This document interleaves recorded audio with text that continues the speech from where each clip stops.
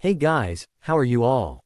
Welcome to Let's Start Story on What If Naruto Had Secret Harem with Sarah Kerrigan. So do 4 blue hearts. Comment, be sure to subscribe to our channel and like this video, and please share with your friends and watch till end. Also check out Patreon for I have upload Naruto X Ino uncensored spicy version, link in description. 3 Dark Templars walk into a small cave. They all felt a great power arrive. The female of the 3 held an air of power and control around her. The first male with green eyes held an air of power and skill. The third, a male with yellow eyes, had an air skill and control. The 3 of them are the strongest Protoss on the planet, the female being their ruler. Zeratul, are you sure this is not a Zerg? The male with yellow eyes asks the other male. He was dressed in leather-like armor and helm, only showing his eyes. In his hand was a staff with 2 blades coming out from ether in a sickle-like form. He stood at the rear of the group to keep watch. Mohandar, fear not, Zeratul would not have brought us here if the Zerg were here, the female tells him. She wore a simple brown robe with shoulder pads made out of metal and a green stone of some kind. She held nothing in her hands other than a small sphere that glowed a light orange color. Zeratul nods his head. His face was covered by a mask that reached almost down to his knees, if not past them. He had on no chest plate or any armor, just a cloak and some shorts of some kind. He too had a pair of shoulder pads like those that the female Protoss has. On his right arm was an arm guard with a green blade ejecting from it. All 3 step in to find a small bedroom in the back of the cave. A female Protoss steps out of the shadows, seeing who enter her home. She wore attire denotes her position as a scholar, dark robes held in place by a wide hieroglyphic inscribed sash that signifies her profession. A wide collar is locked around her neck with a thin etched tablet of Xel'Naga origin attached to it, her prized possession. In her arm, she held a small bundle. Greetings again, friend Zeratul. Welcome Razagul, Mohandar, to my home, the female says with a small bow. Her amber eyes glow lightly in the dark room. Razagul notes the bundle but does not say anything. Thank you, Scholar Zerana. Zeratul brought us here saying you found something. Razagul says, returning the bow. Zerana turns her head to look at Zeratul, who nods back before him, and Mohandar walk outside to stand guard. Zerana looks down to the bundle she holds before holding it out to Razagul. Razagul takes the bundle before looking down at it. To her surprise, she finds a male Terran baby in it.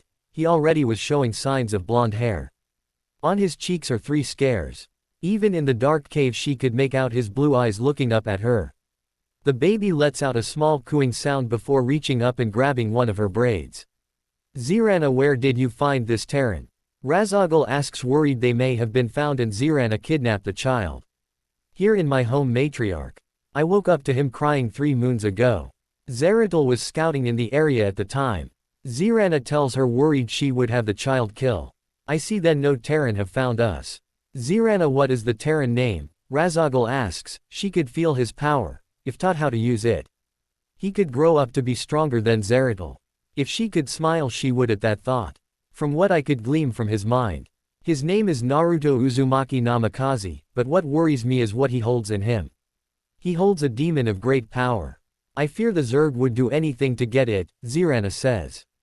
Yes, I can feel it as well. It seems to be confused. Razagul closes her eyes for a minute. There, now that should fix it. Interesting, it knows of us already before coming here. Ah, so this Terran boy is not from our reality but another altogether. Zerana, until he reaches the age of trial, you are to raise him in our ways. The great demon in him will teach him of his home ways. Zeratul will remain here to help. Yes, matriarch, Zerana says with a bow, taking back Naruto, who coos at he. Are not sure why he was being passed around or who they were. I shall raise him in our ways. Is there anything else, matriarch? Yes, until he reaches the age of trials this is your job, as it will be Zeratul. I see him playing a great role in times to come, Razagul tells her before leaving. Zerana looks down at Naruto. Noticing him reaching out, she gives him one of her finger to play with. Need to get him some toys and find food for him until he can feed off energy like us. She had been feed him small berries for the last few days and milk from a kakaru. 5 years later, a small 5-year-old Terran ran into his mother's room. He just woke up from a nightmare. Ka-chan, he calls out in a shaky voice. Even with his mother's teaching he still could not get into her mind and speak when she was asleep. Zirana slowly rolls over in her bed to look at the boy. Reaching out she touches his head. Yes Naruto, Zirana asks already knowing what happened. Can I stay with you tonight? I'm scared, Naruto asks. His hair reaches mid-back. Like his mother, it was in braids or locks. Zirana sits up then picks up Naruto, carrying him back to his bed. You must learn to face your fears. Do you not want to grow up like Zeratul? Zirana asks play to Naruto's hero. Naruto nods his head now knowing where it was going. Okay Ka-chan. But can you read to me tomorrow night please? Yes I can, Zirana says as she places Naruto back into his bed. Touching him on his forehead Naruto understands this is her way of kissing him goodnight. Night Ka-chan, Naruto says before falling asleep again. Zirana leaves after a few minutes. Making her way back to her room she starts to worry. She report the dreams to Razagul who was trying to figure out what they meant. Only time would tell. Naruto aged 10. Naruto stood facing Zeratul. Naruto had grown to about 4 feet 5 inches. His blonde hair now reaches the small of his back. Like Zirana and Zeratul, he had his hair in braids. He wore a dark leather shirt and pants. Naruto's bare feet shift in the soft dirt, as he gets ready to strike back. Zeratul holds a staff in his hand. Unlike Mohandar, this one had no blades, it had wooden blades to teach young Protoss. Zeratul looks down at Naruto who is covered in sores and cuts. Naruto for his part was having the time of his life. He always found it fun to fight Zeratul even when he was holding back greatly. Toda. Why was the day he would land a hit on him? Ducking under a swing Naruto tries to punch his gut only for him to block it with the staff again. Opening his hand Naruto makes to grab the staff right before he hits it. Grabbing it, Naruto uses it to pull himself forward into Zeratul. Zeratul just sidestep it making Naruto spin right back into him thanks to him holding onto the staff. Zeratul lets go and jumps back. Naruto lands in a roll before charging in at his teacher. Zeratul soon was on the defensive ducking and weaving through Naruto's attack. Zeratul then notes Naruto was not attacking like a dark temper or a zealot. In fact he attacked in such a way only Zeratul years of training and battles kept him from getting hit. It was like fighting a fox if he knew what one was. Naruto looked at the staff before breaking off the blades. Going on the attack again, he felt alive. He never felt like this before the battle, life, or death. Zeratul notes Naruto's eyes change from his cheerfulness into eyes of a person who trained for years. Seeing this Zeratul smirks. It seemed Razagul was right. He would be stronger than he was. Zeratul ducks under another swing aim for his head before rolling to the side. Picking up another staff Zeratul starts to fight back. Naruto soon was moving backwards. Being smaller and weaker than Zeratul made it hard for him to keep up. Leaping to the side Naruto rose his staff at Zeratul hitting him in the arm. Landing in a heap Naruto grins like a madman. Yay I got you finally, Naruto shouts finally able to talk with his mind. Well done Naruto, but you still have much to learn. Zeratul says wondering why Naruto broke the wooden blades on the staff. Wait or could it he did not like them. Come it's time for me to teach you blink. Naruto grins like a crazy fox getting to learn something new. 8 years later Fujita facility. A woman's eyes snap open. She felt a great power scream out. She felt something like this before. But this time it was so strong it felt like the air was gone making it hard to breathe. Reaching out she tries to find this power source. To her surprise it was many light years away. She swore to herself she would find is power or person learn from him or her. Shikura's same time. Naruto was doing the shadow walk. The shadow walk is an element of Dark Templar culture.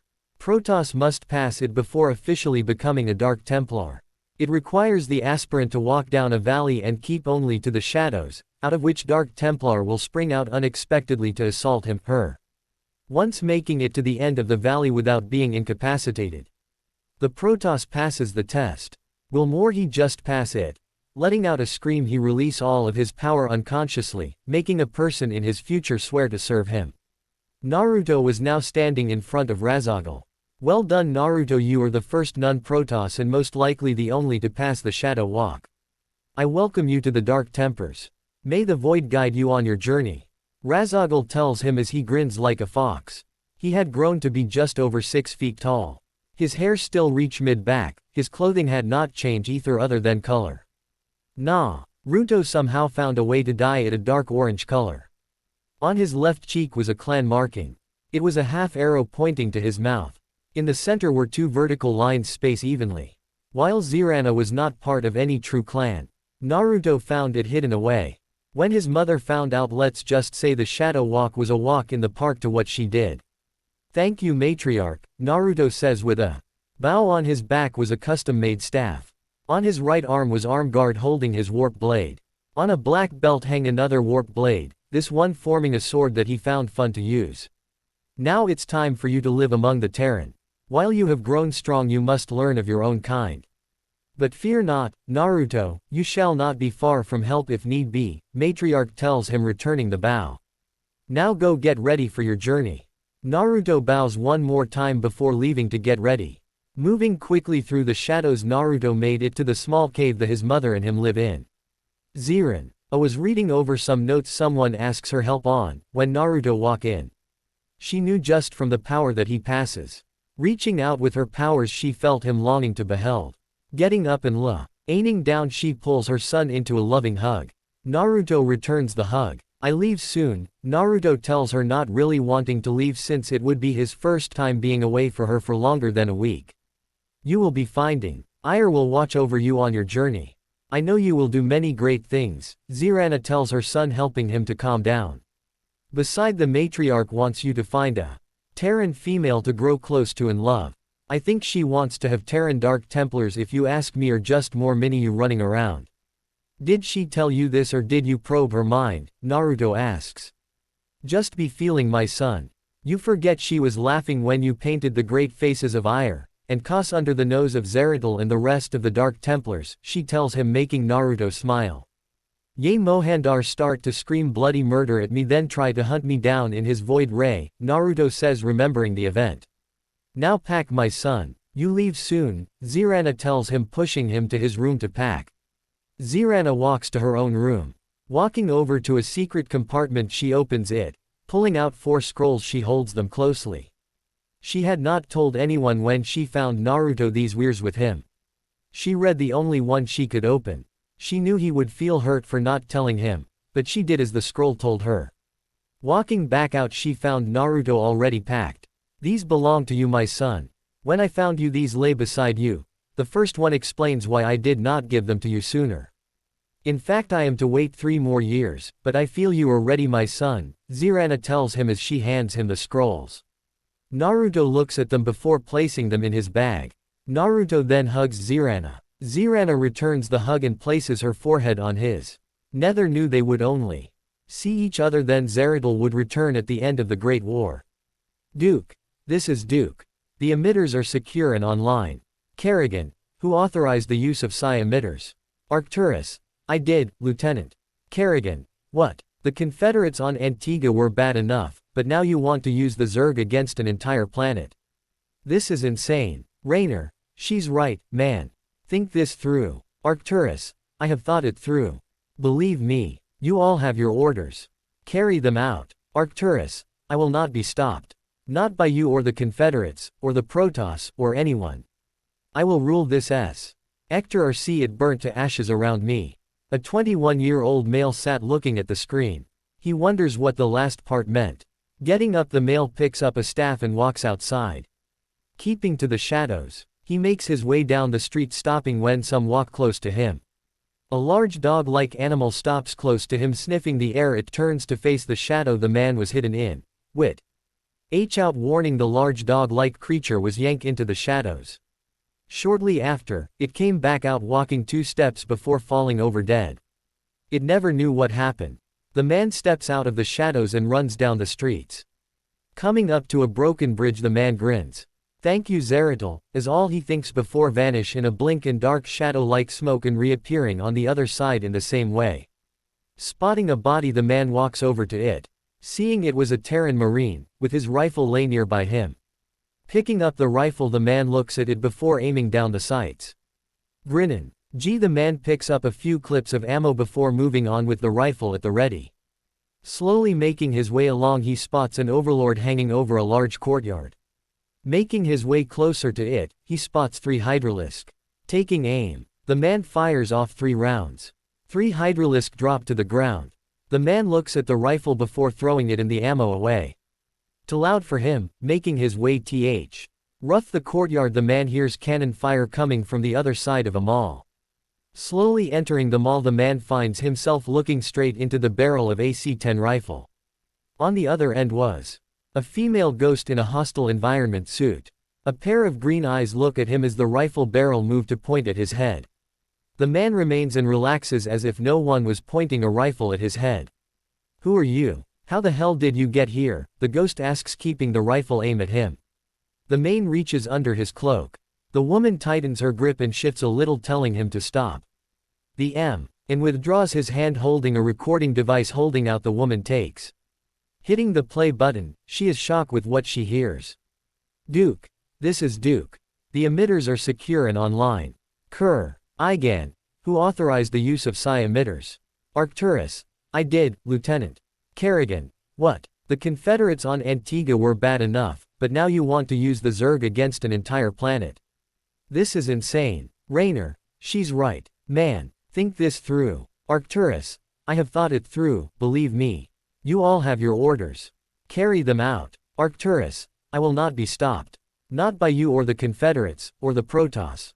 Or anyone. I will rule this sector or see it burnt to ashes around me." The man turns to look outside the mall. Walking over to a window, he pulls out his staff. Looking around, he spots 3 Protoss with a dragoon making their way down the street. Holding the staff lightly, he turns to look back at the woman who now was talking to someone. Picking up a small tone, he throws it at her, then point outside. The woman notes the Protoss making their way up the street. Cursing, she pulls the man deeper into the mall. The man just follows her, not caring. Finding a small clothing store, she pushes him into the changing room, gets in, and locks the door. After a minute, they both hear footsteps. Someone tries to open the door. The ghost aims her rifle at the door as the man readies his staff. Soon a blue blade shoots through the door's lock, cutting it open. A Protoss steps into the room wearing yellow armor. On each arm was a blue psi blade. The man and the ghost both could hear the energy of the Protoss shield crackling around him. The Protoss was a zealot, the lowest warrior any Protoss could be. Mostly the lower class became zealots, and a few made it pass and became a pilot. The zealot turns to look at the 2. To bat, it focuses on the ghost first. The man shot forward, ramming his shoulder into the zealot, sending both of them through the wall thanks to the zealot's shield. The man rolls off the zealot onto his feet. Spinning, the man swings his staff at the zealot as it leaps to his feet. Leaping over the low swing, the zealot charges at him. The ghost runs out after the 2, hoping to get a quick shot off before the Protoss's friends show up, only to find the zealot being pushed back by the man. The man ducks under a swing and brings his staff up between the Protoss legs. If it was a human, he would be sing in a very high-pitched voice. The ghost even felt the blow, but what happened next made her wonder who the man was. The man kept forcing his staff up, picking the zealot up, then swings over his head, brings the zealot crashing down headfirst. Leaping back, the man starts to grin as the zealot gets back up. "You're pretty weak for a Protoss. I mean, I face fresh Templars and they gave me more of a fight than you have been giving me. But then again, I did train under Zeratul for almost all my life," the man says aloud, now grinning like a fox. The ghost takes a closer look at the man and notes a few more things about him. His blonde hair reached down to the small of his back. Looking into his eyes, the ghost understood even though they held a soft, caring side in them. These blue eyes knew what it meant to fight for your life. However, made her wonder the most was the tattoo and the scars on his face came from. The tattoo looks almost like a Protoss tattoo. "Come now, Terran shows me what you can do to a Protoss," the zealot taunts, not knowing he was signing his death warrant with his neckline. "Come now so I can send your mother her head before having my way with her, then killing her." The man looks straight at the Protoss before speaking in Kalani. "You should not have said that." The man lets out a roar, making the zealot wet himself in fear. The man now had a dark red cloak of energy covering him. His eyes now changed to red with slit pupils. His fangs grew a little, as did his nails, becoming claw-like. Throwing his staff at the ghost, the man pulls out a small metal item, with a hand guard at one end. Turning it on, a glowing green blade appears taking the form of a katana blade. Zarishk Gulida. Oblivion waits. The man screams before charging the zealot. Ducking under a weak counter-attack, the man swings from the zealot's right hip to his left shoulder, killing him before the armor knew what happened. The man closes his eyes before speaking again. Adun Toridas. Adun hide you. The man turns to looks at the ghost as he puts his sword away. Taking his staff back, he leads her to a real safe place to hide, a meat locker. Closing the door, the man lets out a breath. Who are you and how the hell do you know how to speak what they speak? The ghost demands. My mother taught me. Moreover, I am Dark Templar Naruto Uzumaki. And who are you? Naruto asks the ghost as the dragoon walks by. Sarah Kerrigan. My forces are on the other side of the mall. If we can get there, we should be safe. But now, Kerrigan starts. Look, I know a few people. Maybe they can help, Naruto says, running a finger under his nose, looking away. Kerrigan wonder why he was looking away now. Looking down, she notes somehow her suit got ripped up. Jumping. Will more like falling to the ground. She does the best to cover herself up. Naruto throws her his cloak. Kerrigan puts it on, feeling warmer already. Looking, she notes Naruto had on a custom-made C10 rifle. In fact, it almost looks like a barrel with the hand grip and a stock. The scope was also custom-made so not to tie into any headgear. It carried an 8-round clip of Psi rounds that took him and Zeratul a year to make. He found them to be better than most other rounds. For one, they made no sound when fired and left no real shell behind. Next, they could destroy a tank or just knock out a baby. The stock and butt of the rifle was built to make sure the rifle had no recoil at all. Next, he pulled out a bunch of throwing knives and places them on the ground. A few look a lit weird with what look like tribal art on the handle of it. After that, he places his arm guard on the ground with his staff. Looking at Kerrigan, he waits for her to show what she had. Picking up on that, she nods to her rifle. That's it. I got a knife too, but I am not pulling that one out. Okay, that's fine. Just want to know is all, Naruto says, raising his hand to hold off any attacks. Looking Naruto close his eyes, taking a few deep breaths. After a minute, his eyes snap open. She's closer than I thought. Come on, you can help me. Naruto stands up and opens the door. Peeking outside, he spots no one around. Looking back, he notes Kerrigan looking at him if he was crazy. Yes, I am crazy. Now grab your things, we need to move or I may miss my chances at find her, Naruto says, giving Kerrigan his best crazy smile. Who's her? Your girlfriend who ran away from you? Kerrigan asks with a sharp bite at the end. Know someone from where I come from. How she got here, I have no clue. Oh come on before the Zerg or the Protoss find them, Naruto say, charging deeper into the mall. Kerrigan follows behind him, not sure why she was following him. Along the way, she lost her hood to her UIT, letting her long red hair fly behind her. Naruto turns a sharp corner by grabbing onto the cornet and using it to pivot his body. Kerrigan turns the corner to find another zealot in a pillar 20 feet away. Naruto brings up his rifle to bear before firing one round into the zealot head, killing it. Making his way at the same pace, Naruto tries to stop in front of a small diner. Naruto goes sliding into a small coffee stand. Will he would if someone had not stepped onto his gut, stopping him. Mohandar, you did miss me, I knew it, Naruto says to the Cloaked Templar. You did that on purpose, Moha. Ndar says aloud in Terran as he decloaks. Kerrigan brings her rifle to bear only for Naruto shout at her. Stop, he's a friend of mine. Oh, mind getting off of me. I am not a footrest like some want me to be. Naruto says as Mohandar removes his foot from his gut. Naruto leaps to his feet before giving Mohandar a friendly hug that he returns. Your mother is fine, Naruto, Mohandar tells him before. Both take a step back to look at Kerrigan, who had not lowered her rifle. Sarah meet Mohandar, leader of the Dark Templars fleet, and the best pilot I know of. Mohandar meets Sarah Kerrigan, one hell of a ghost if she got her act into gear. Naruto says before making his way into the diner to let them talk it out. So Protoss going to help your friends wipe my men out to kill the Zerg? Sarah asks.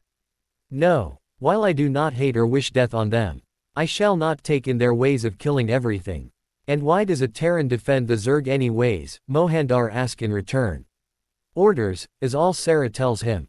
Stop doing that. Naruto cries out. He comes running out with two blonde 10-year-old girls chasing him with knives. One somehow got a sai blade. I did not mean it that way. Why do you Terran take very things so literal?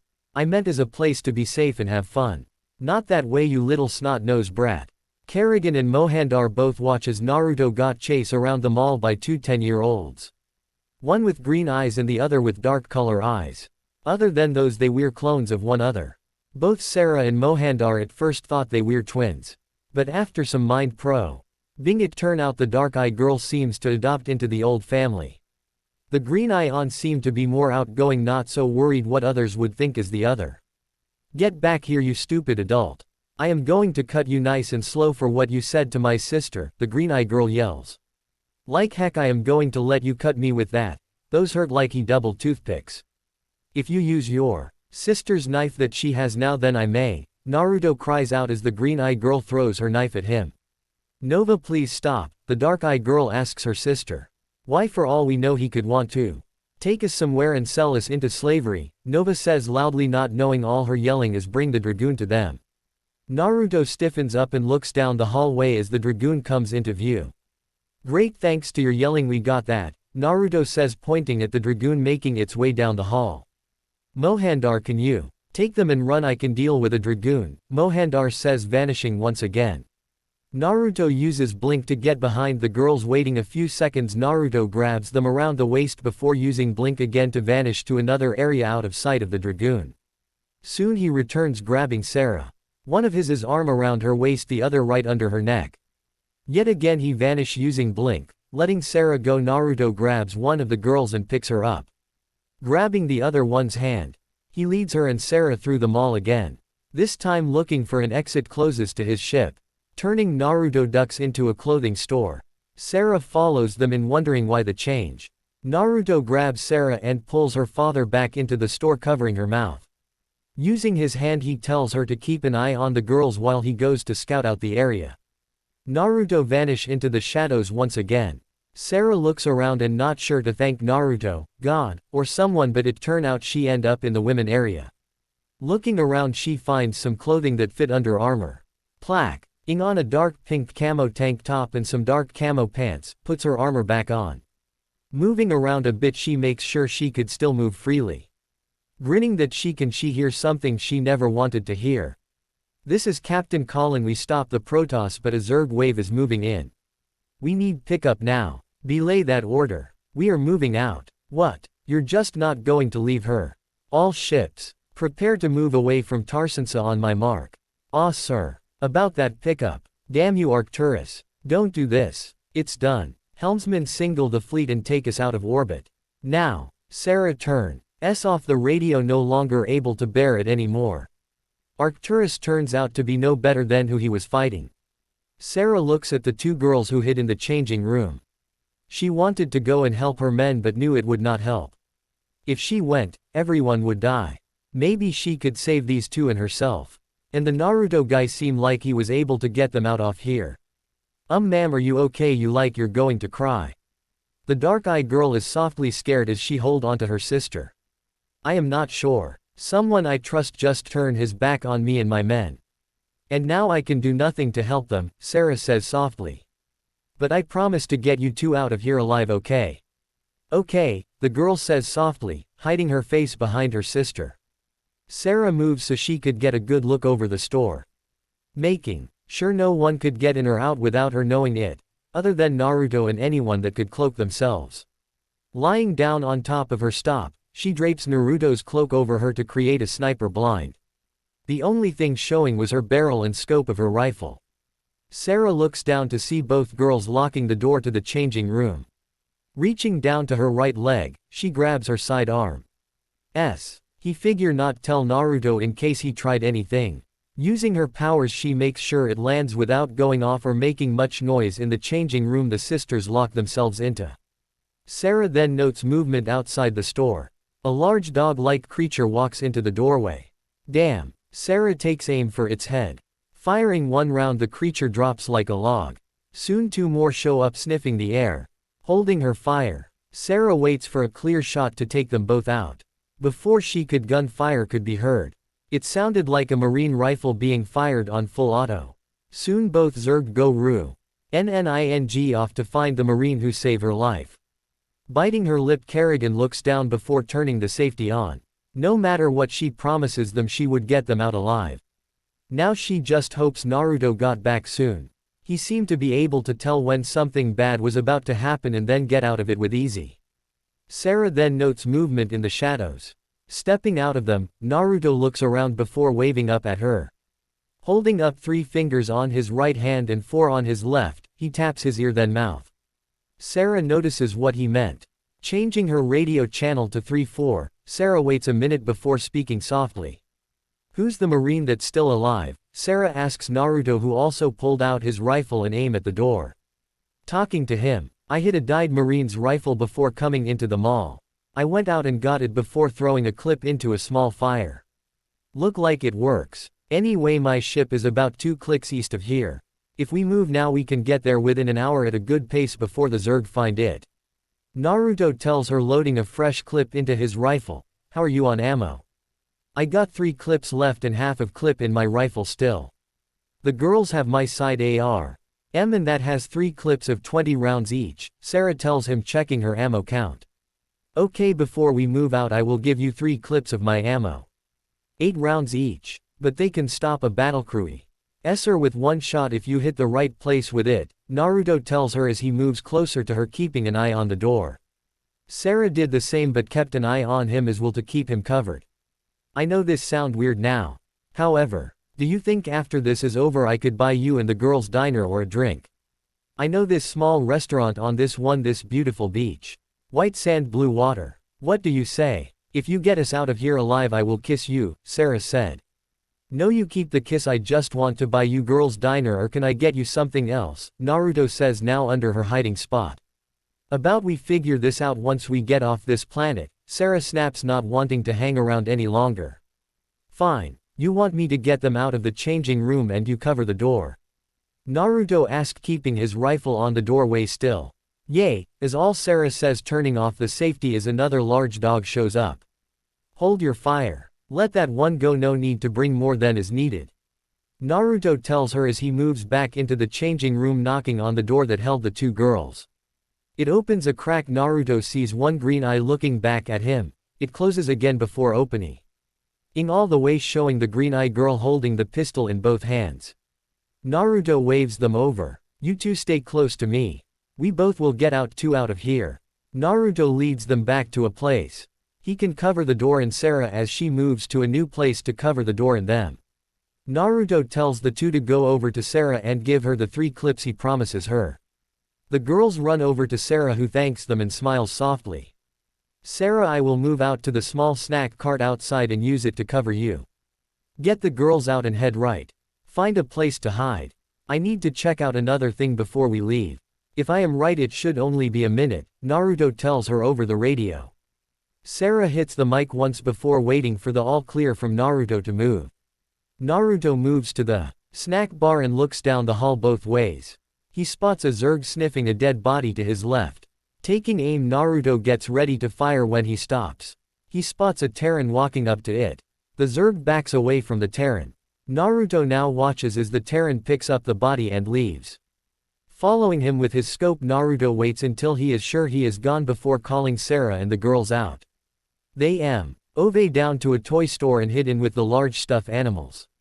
Naruto makes his way back to the diner, finding the Dragoon lying on the ground with a large hole going straight through it.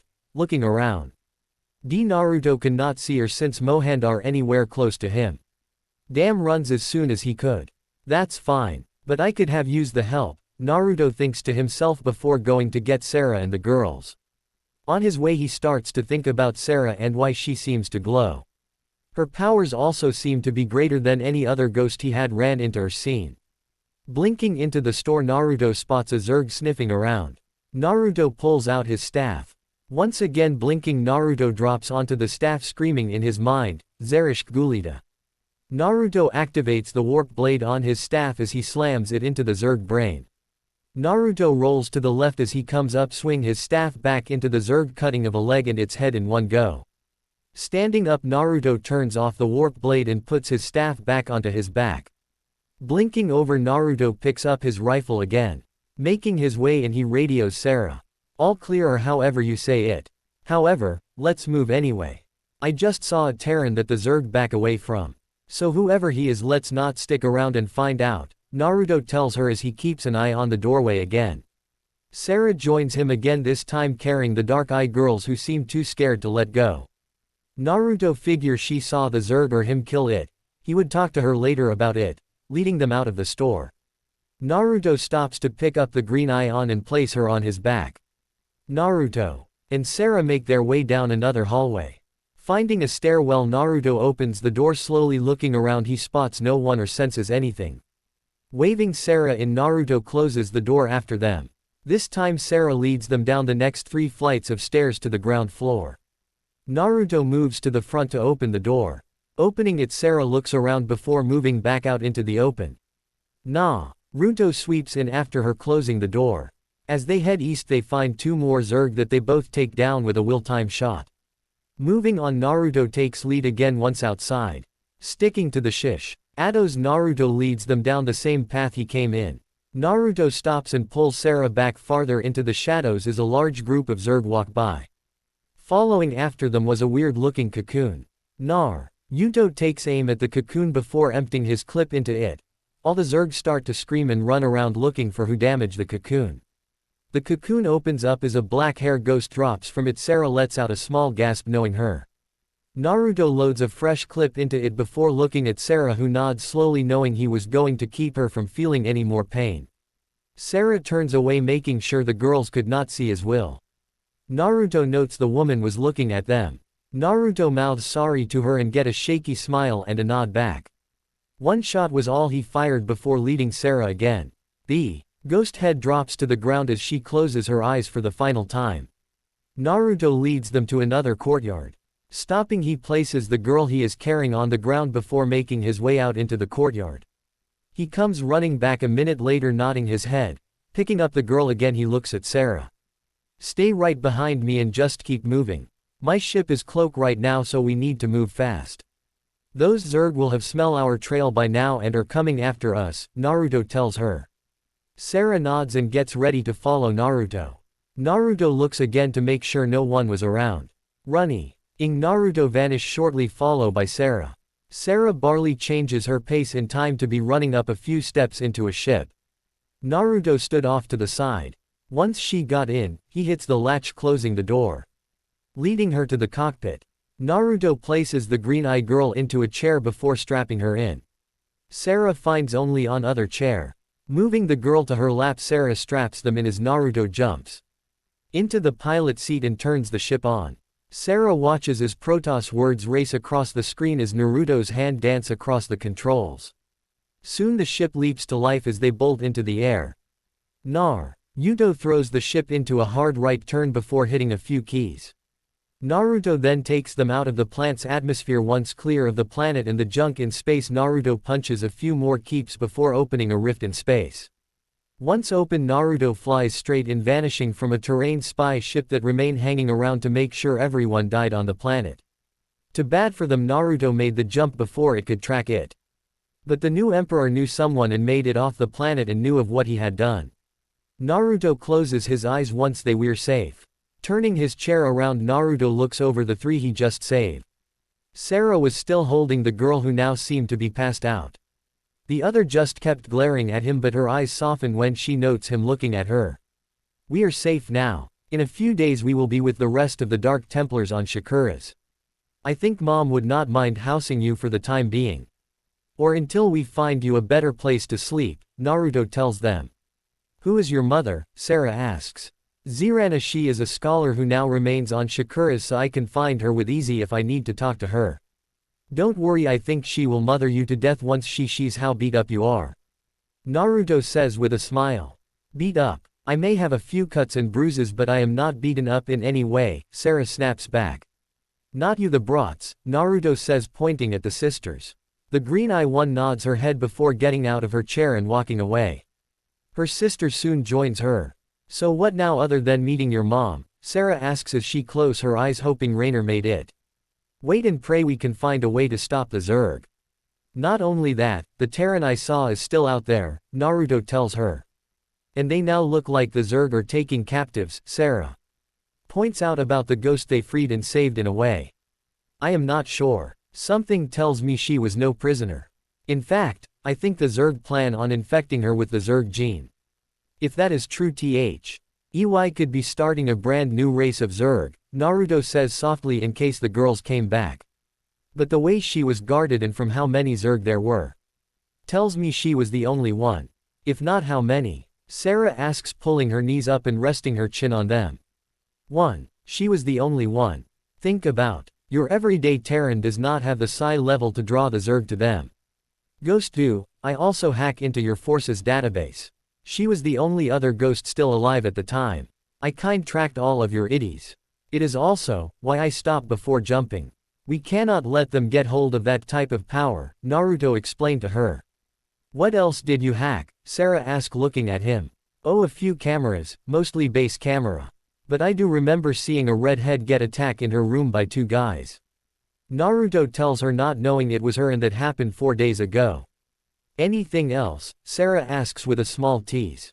Hey, I know what's okay or not okay to do. The question should be, did you want me to or not? Naruto asks, turning the table. Anyway, if you want a place to sleep, you and the girls can have my room. After that happened today, I think I am not going to get much sleep. Sarah stands up slowly, looking at Naruto. You sure? Quote, yes. Besides, I have a few things to do. I'll leave your arm outside your room. I will see if I can fix it up a little, Naruto tells her as she leaves. Naruto sits at a workbench fixing Sarah's armor when he feels a tug on the back of his shirt. Looking down, he sees the dark-eyed girl looking up at him. You're like me. Ba-chan keeps yelling at me to attack you. Why? She asks, not sure what would happen. How many? Naruto asks, wondering so he could help her master hers. The girl holds up 2 fingers, Naruto holds up 9 and grins. Yay, but I had a furry. ND helped me control it and help the fur ball out as well. When they get sealed into something or someone, they lose parts of their mind. It gets worse every time they get sealed. My friend fixed the fur ball's mind so I was able to control her with greater ease. I can help by keeping yours from talking to you in your sleep or taking over. But to fix its mind, you need to find someone stronger than me with the mind to that. Sarah, she asks, making Naruto blush a little. She could maybe one day. Now hold still, Naruto tells her as he places his hand on her head. As he puts up some walls, he sends a message to her demon telling it to back off or else. There, how does that feel? Naruto asks her. Better. She starts, not sure what to ask. What? Naruto asks, wondering what wrong now. How see? And you hold the Kyuubi when you only been missing 5 years and be older than me. Are you a ninja? The girl asks with big eyes. I was sent here shortly after the sealing. If not right after, by my father's student. As for why I am older, I have an idea. I believe that time moves at a faster rate here than back where we both were born. How long have you been here, and how old were you when the Kyuubi attacked my birthplace? Naruto asked, wondering what the time would be like. I was 5 and I've been here 5 years. However, how are you still older than me? Ka-chan sent me here about the same time you got sent here. The girl says as tears start to form. Because the sealing went wrong, dear child, a female voice says as a female Protoss steps out from the shadows. You still got to tell me how you do that, matriarch. Naruto says with a small head bow. In due time, Naruto. Child, when your mother sent you here, something happens. It took it 7.5 years for the seal to fix itself. During that time, you would not know what was happening. Therefore, when you finally emerge, in this galaxy you believe did not know you waited 7.5 years. I believe the seal found Naruto and sent you here because you both come from the same world. This also might explain your need to find her, Naruto, the matriarch tells them and explains. The girl sniffs a few times but nods her head. The matriarch places her hand on the girl's head, fixing her demon's mind as she did with Naruto. Dark Templar Naruto, I want you to help her master her demon if she wishes to learn how to use it. I shall see you when you arrive. With that she vanishes, making Naruto grumble about good-for-nothing show-offs. Turning to look at the girl, Naruto gives her a warm smile. Want to help me fix Sarah's suit? I am trying to figure what color would be best. But remember, it needs to be dark purple. I think she would look pretty in purple or pink, the girl says with a smile as she walks over and stands on her toes to see the workbench. Naruto reaches down and picks her up, sitting her in his lap. Looking down, the girl notes Sarah's suit seems to be looking a lot better than before. However, she wonders about the arms since Naruto replaced them with a Templar cloaking shield and personal shielding unit. Naruto also adds in a wrap blade on her right arm. Like his, the blade can come out over the elbow. The final add-on is a new power unit. Purple, red and blue. Right. I think I have some dye we can use, Naruto says as he places her on the bench before looking around for it. The girl watches him look around before pulling out some dyes and walks back over. Okay, you mix them and I will dye it, okay Yugito. Hey, how do you know my name? I never told you it, Yugito snaps at him. Sorry, I saw it when I enter your mind to put up the shields. I wanted to know what your name was. The Templars do not enter minds unless they feel they must. So what do you say you mix and I dye it, Naruto says as he opens the dyes for her. Okay, she says with her first smile Naruto had seen. Naruto tells her about his home as she mixes the dyes together. Once finished, Naruto shows her how to dye clothing and save most of the dye. Once finished, Naruto hangs it to dry. Picking up Yugito, he starts to make his way to put her to bed. I'm not tired. And Nova kicks in her sleep, Yugito says softly. Must be a black moon then, Naruto says randomly as he makes his way back up to the cockpit with Yugito. Black moon, Yugito asks, not sure what that meant. Once a year, the moon turns black. Every time it does, I cannot fall asleep. In addition, no matter where I am at, I always feel it. How about I teach you how to fly? We are in slip space, so we are safe. And you can't run into anything like I did when I started, Naruto says, sitting her down in the pilot seat. Okay, first these control speed.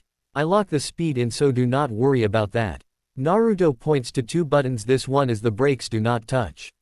Next, these control pitch. Main, use them when not in space. Lastly, these are the fun ones. They control where you want to go. Naruto looks at a screen and grins, how about we make a flyby over Korhal? Spook those guys down there. Okay, Yugito say as she gets ready to start flying. Naruto hops into the seat her and Sarah both sat in earlier. Tapping his foot on a button, a panel opens up and another control pad slides out. Okay Yugito, you have control when I drop us out. But if need be I can retake control. So if you lose control do not worry, okay, Naruto tells her as he brings them out of slip space. Yugito. Fingers start to push the buttons, making the ship turn hard to left.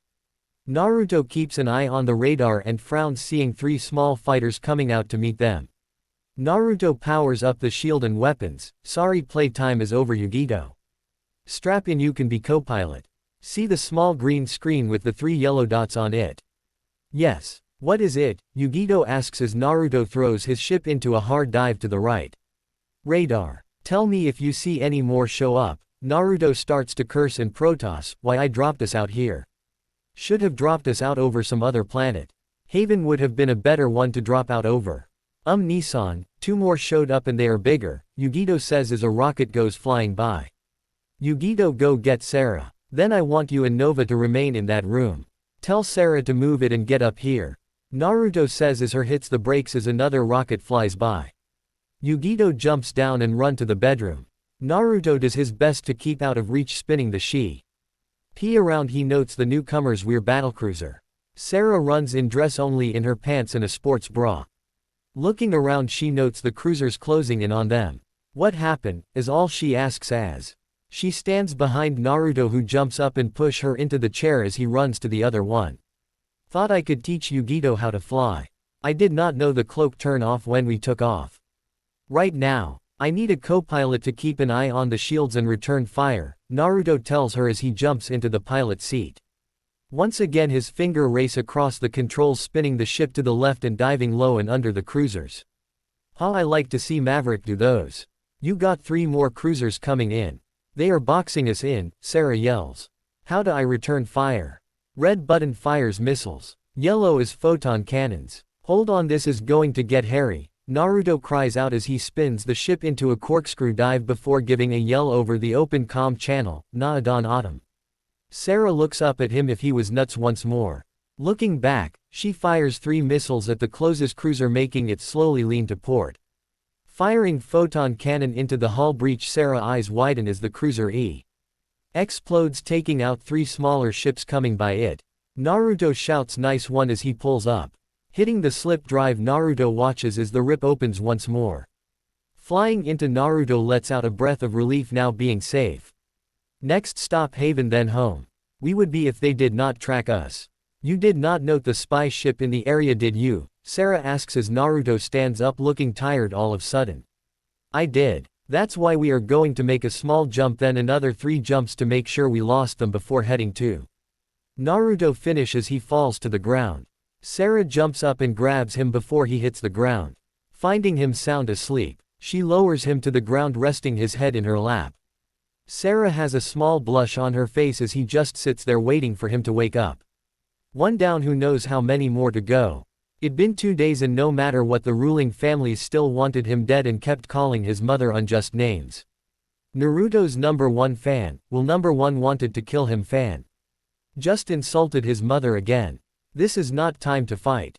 I asked Templar Naruto here to tell us in person what he has seen. Razagal tells them, making everyone shut up.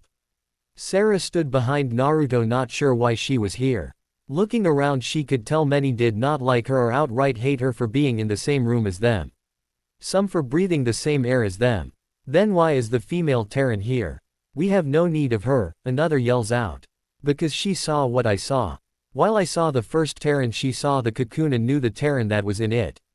Would it not be better to have her shed some light onto this war we keep finding ourselves in no matter what we do? Razagal, I am going to say this once.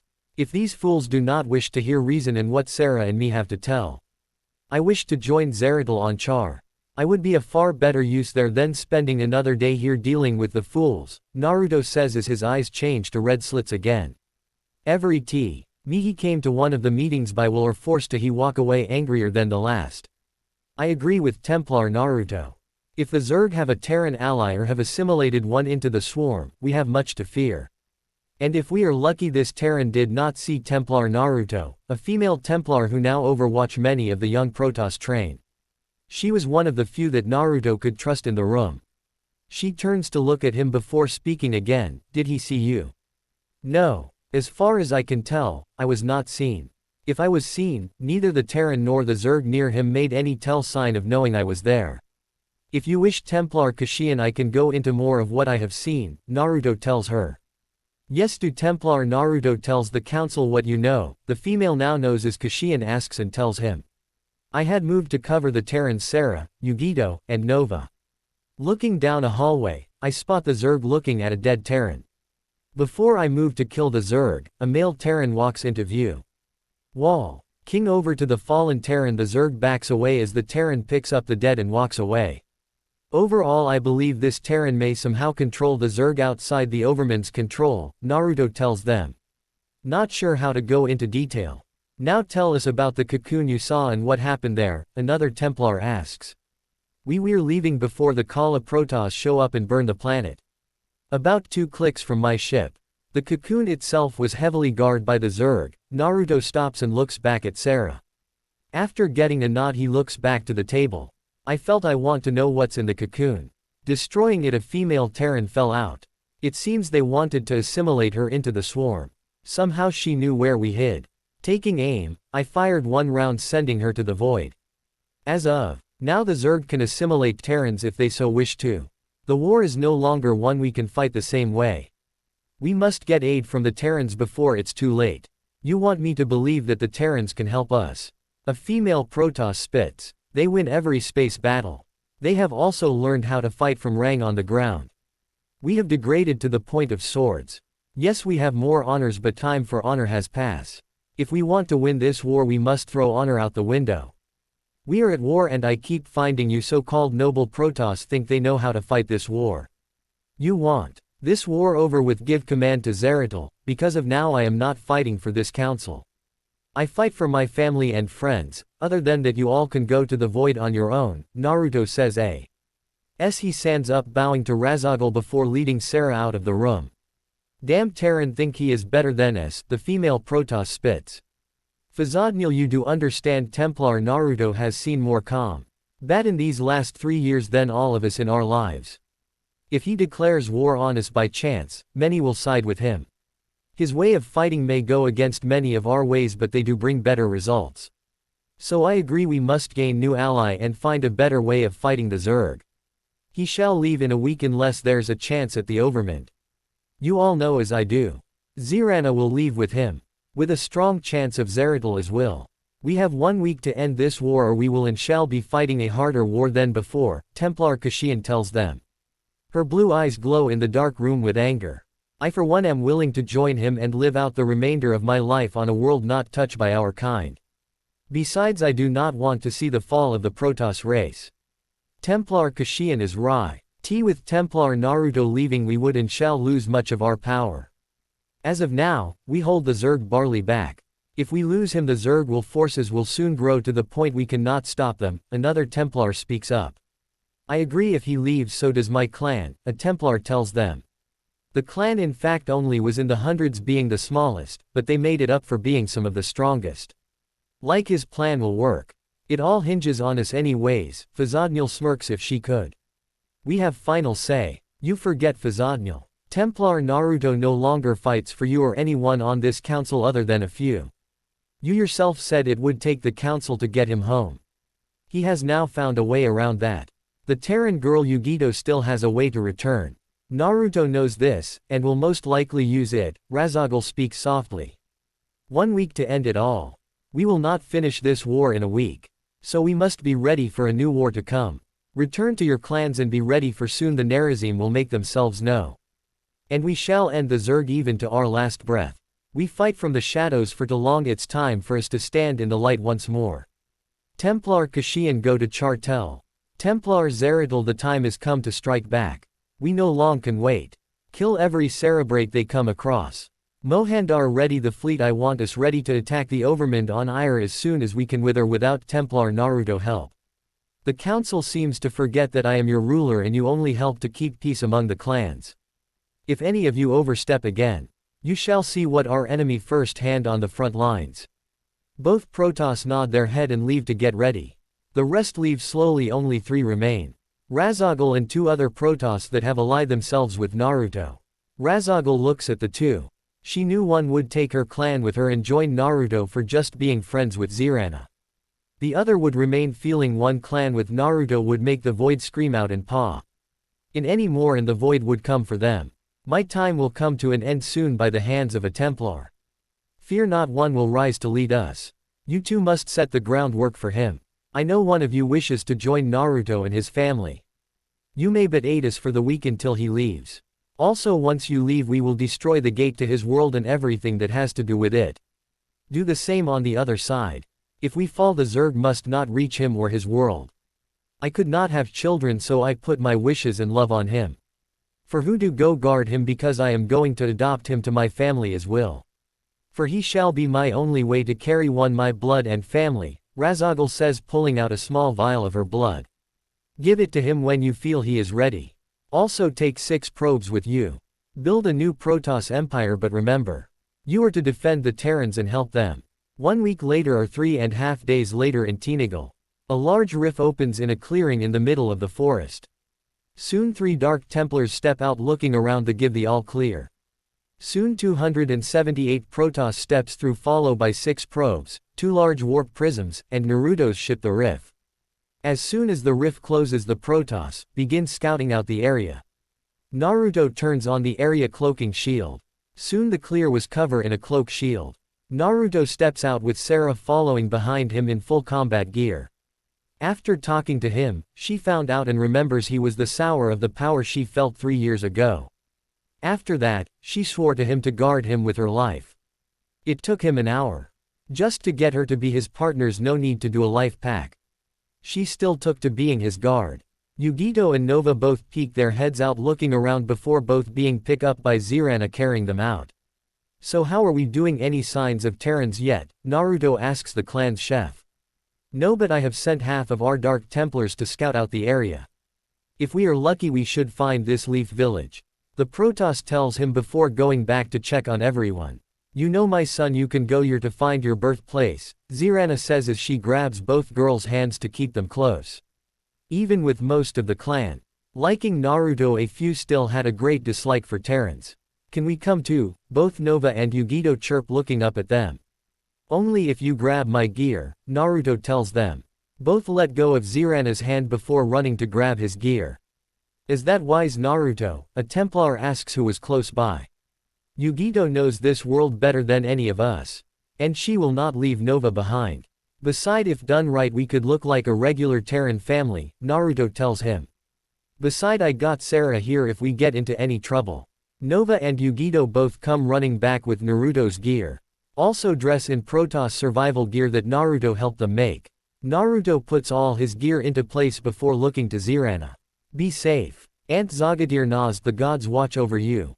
Naruto nods his head, before leading his group out of the clearing. On his way out he stops to tell the clan leader to kill no Terrans who by chances walk into the field and see them. Once out of the field Naruto leads THM due west in hopes of finding a town of sorts. They come across two other Templars that tell them of a small village 3 clicks south of them. Making their way to the village, Yugito spots a shadow move across another shadow. Pulling on Naruto's sleeve, she points to it. Naruto looks at it before grabbing Nova and jumping back as Sarah does the same with Yugito. Landing on the ground, Naruto notes 4 men with masks land around them. Who are you? One asks, wearing a wolf mask. Travelers in search of a safe haven from a deadly foe, Naruto answers, glad he had Yugito teach them their native tongue. Where are you from? The man now asks. We come from a place far to the northeast. Many do not find our home. Naruto tells him, not sure how to answer that one. He notes 2 Dark Templars he met earlier show up but remain hidden to see what happened. The name of you home then? The man asks, reaching for his sword on his back.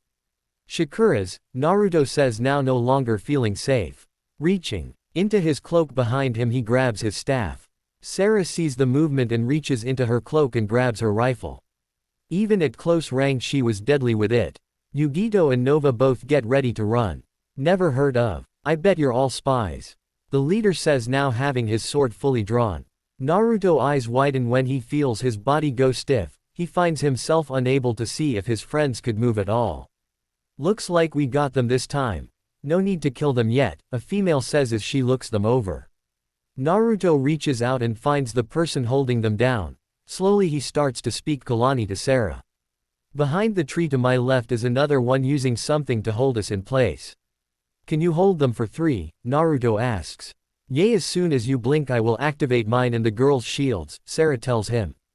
You know Terran, you should tell your friend to let us go or I will be forced to act and free us, Naruto tells them, making them all take a step back. I guess not. So I guess all that's left to say is Zerishk Gulida. Quote. Naruto vanishes using blink, telling the other Templars to act now. Both jump into combat, grabbing one of the Terrans.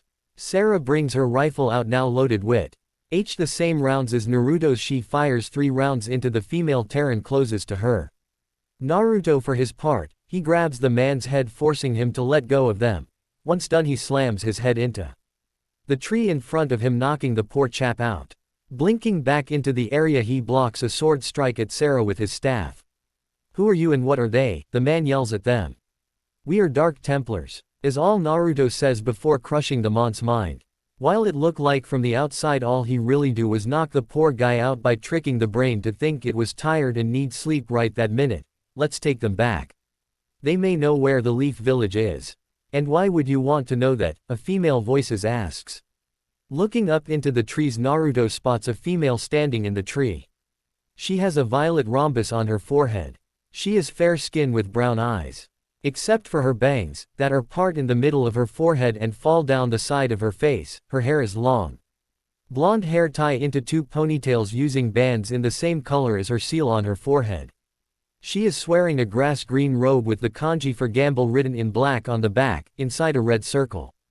Underneath she wears a gray, kimono-style blouse with no sleeves, held closed by a broad, dark bluish-gray obi that matches her trousers. Her blouse is close quite low, revealing her sizable cleavage. She wears open-toed sandals with low heels and nail polish in the same color as her trousers and obi on both her fingernails and toenails. Not that I really mind you beating up their Anbu. I still will not let you go and attack it, the woman says, leaping down to the ground. You look just like that last moron who became Hokage. Minato, I think his name was. You could be his younger brother or a clone of him. If you cut your hair and lose the whisker-like marks. The woman slowly stops speaking as she slowly walks close to him, taking a good look at him. Stepping up in front of him. She barely feels Sarah's rifle being rammed into the back of her head. Sarah, stand down, I do not think she means any harm, Naruto speaks in Kalani. Sarah slowly lowers her rifle barrel but keeps it aimed at the woman. You look just like him but you're too old to be, the woman says, touching Naruto's face softly. Naruto, right. Yugito has her head titled to the side, trying to place the woman's. He knew she knew this woman from somewhere but could not place a name. Naruto nods his head at his name. The woman's eyes start to water as she pulls him into a loving hug, crying freely. Forgive this old woman, please, is all she says, holding onto Naruto. Naruto for his part was not sure what to do. As soon as the woman starts to cry, Naruto was able to read her mind with ease. What he found made him collapse from the mental strain of everything. The woman's eyes widen when she feels the body go limp. Sarah for her part just grabs Naruto before he hits the ground and holds him close. The woman takes a step but freezes up when Naruto starts to cough up blood. What did you do to him? Sarah yells at the woman, not sure what was wrong with Naruto. The woman snaps out of her locking up. She runs over to them only to stop, then Sarah fires a round right next to her feet. Stay back. I will not let you hurt my Naruto. Everyone look at her with a raised eyebrow. Yugito and Nova look at one another and grin. Sarah always called Naruto Master Naruto, so having her call Naruto just by his name meant they may end up together, and both of them wanted that. For the woman, she was not sure what to think. One part was happy, the other part sad. Naruto, wake up. Sarah screams in Kalani, please wake up. Naruto slowly opens his eyes. Trying to stand, Sarah catches him before he falls, helping him up. Yugito and Nova both run over to help. Naruto looks straight into the woman's eyes before bowing his head. Sorry Tsunade-san. When you broke down I enter your mind in search of your name and how you would know me. I saw too much and wish for your forgiveness, Naruto says, still not looking at the woman now named Tsunade. Tsunade for her was shock. She did not even know her mind was entered. He felt someone trying earlier but push it off for one of the females being able to. She slowly smiles back at him. I guess I should have told you my name first, Naruto. As you already know now, my name is Tsunade. And I am your godmother. Quote, you're Tsunade of the Sanins, Yugito yells out before jumping up and down. Wow, I never thought I would meet a Sanin before. Is it true you can cure anything and all types of poisons? Are you able to destroy a tower with a flick of a finger? Everyone was surprised at Yugito firing off questions one after another. Tsunade shakes her head no before speaking again. No, I am unable to any of that. Whoever told you that is expediting greatly. Oh okay, Yugito says, looking down but starts to smile again. I bet you just saying that, so you do not have a lot of ninja trying to kill you. Look here you little gaki, I am not powerful, Tsunade yells at her, making Yugito smile even more. I know, I just wanted to do that, Ba-chan, Yugito says, running away with her sister. They are not yours, Tsunade asked, turning to look at Naruto again, who was still being held up by Sarah. No, their family was killed by our enemy back where they come from. We came CK here to get away, and because someone called the Hokage wants me to return when I was of age. With me came near 200 other Protoss, 3/4 of them Templars like myself, and those two, Naruto says, nodding his head to the two Templars tying up the Anbu. Speaking of them, they best leave when the rest show up. I sent my apprentice to get help in case I could not beat you. You only have a few minutes before more arrive. Tsunade tells them, looking at the Anbu. And what about you? Naruto asks, still leaning on Sarah. I can deal with them. Do not worry. Now go before they get here, Tsunade tells them. Kore, Terseal. Grab Nova and Yugito, let's get back to the others, Naruto says in Kalani. Both Templars grab the girls before vanishing into the shadows. Sarah holds onto Naruto as he looks at Tsunade before vanishing as well. Tsunade turns when she feels more Anbu land behind her. Turning, she sees one person she did not plan on seeing. "Sensei, I'm surprised to see you out here," Tsunade says, looking at her sensei. Hiruzen, known as the third Hokage or the professor. He has had a small goatee and short spiked hair, both white from age. He also has lines running vertically under each eye. Although an old man, age has not taken much of a toll on his appearance, as it has on his skills, as it would only appear to have given him some gray hair, several wrinkles, and very few liver spots. With age, it would seem that he has also taken on smoking a pipe.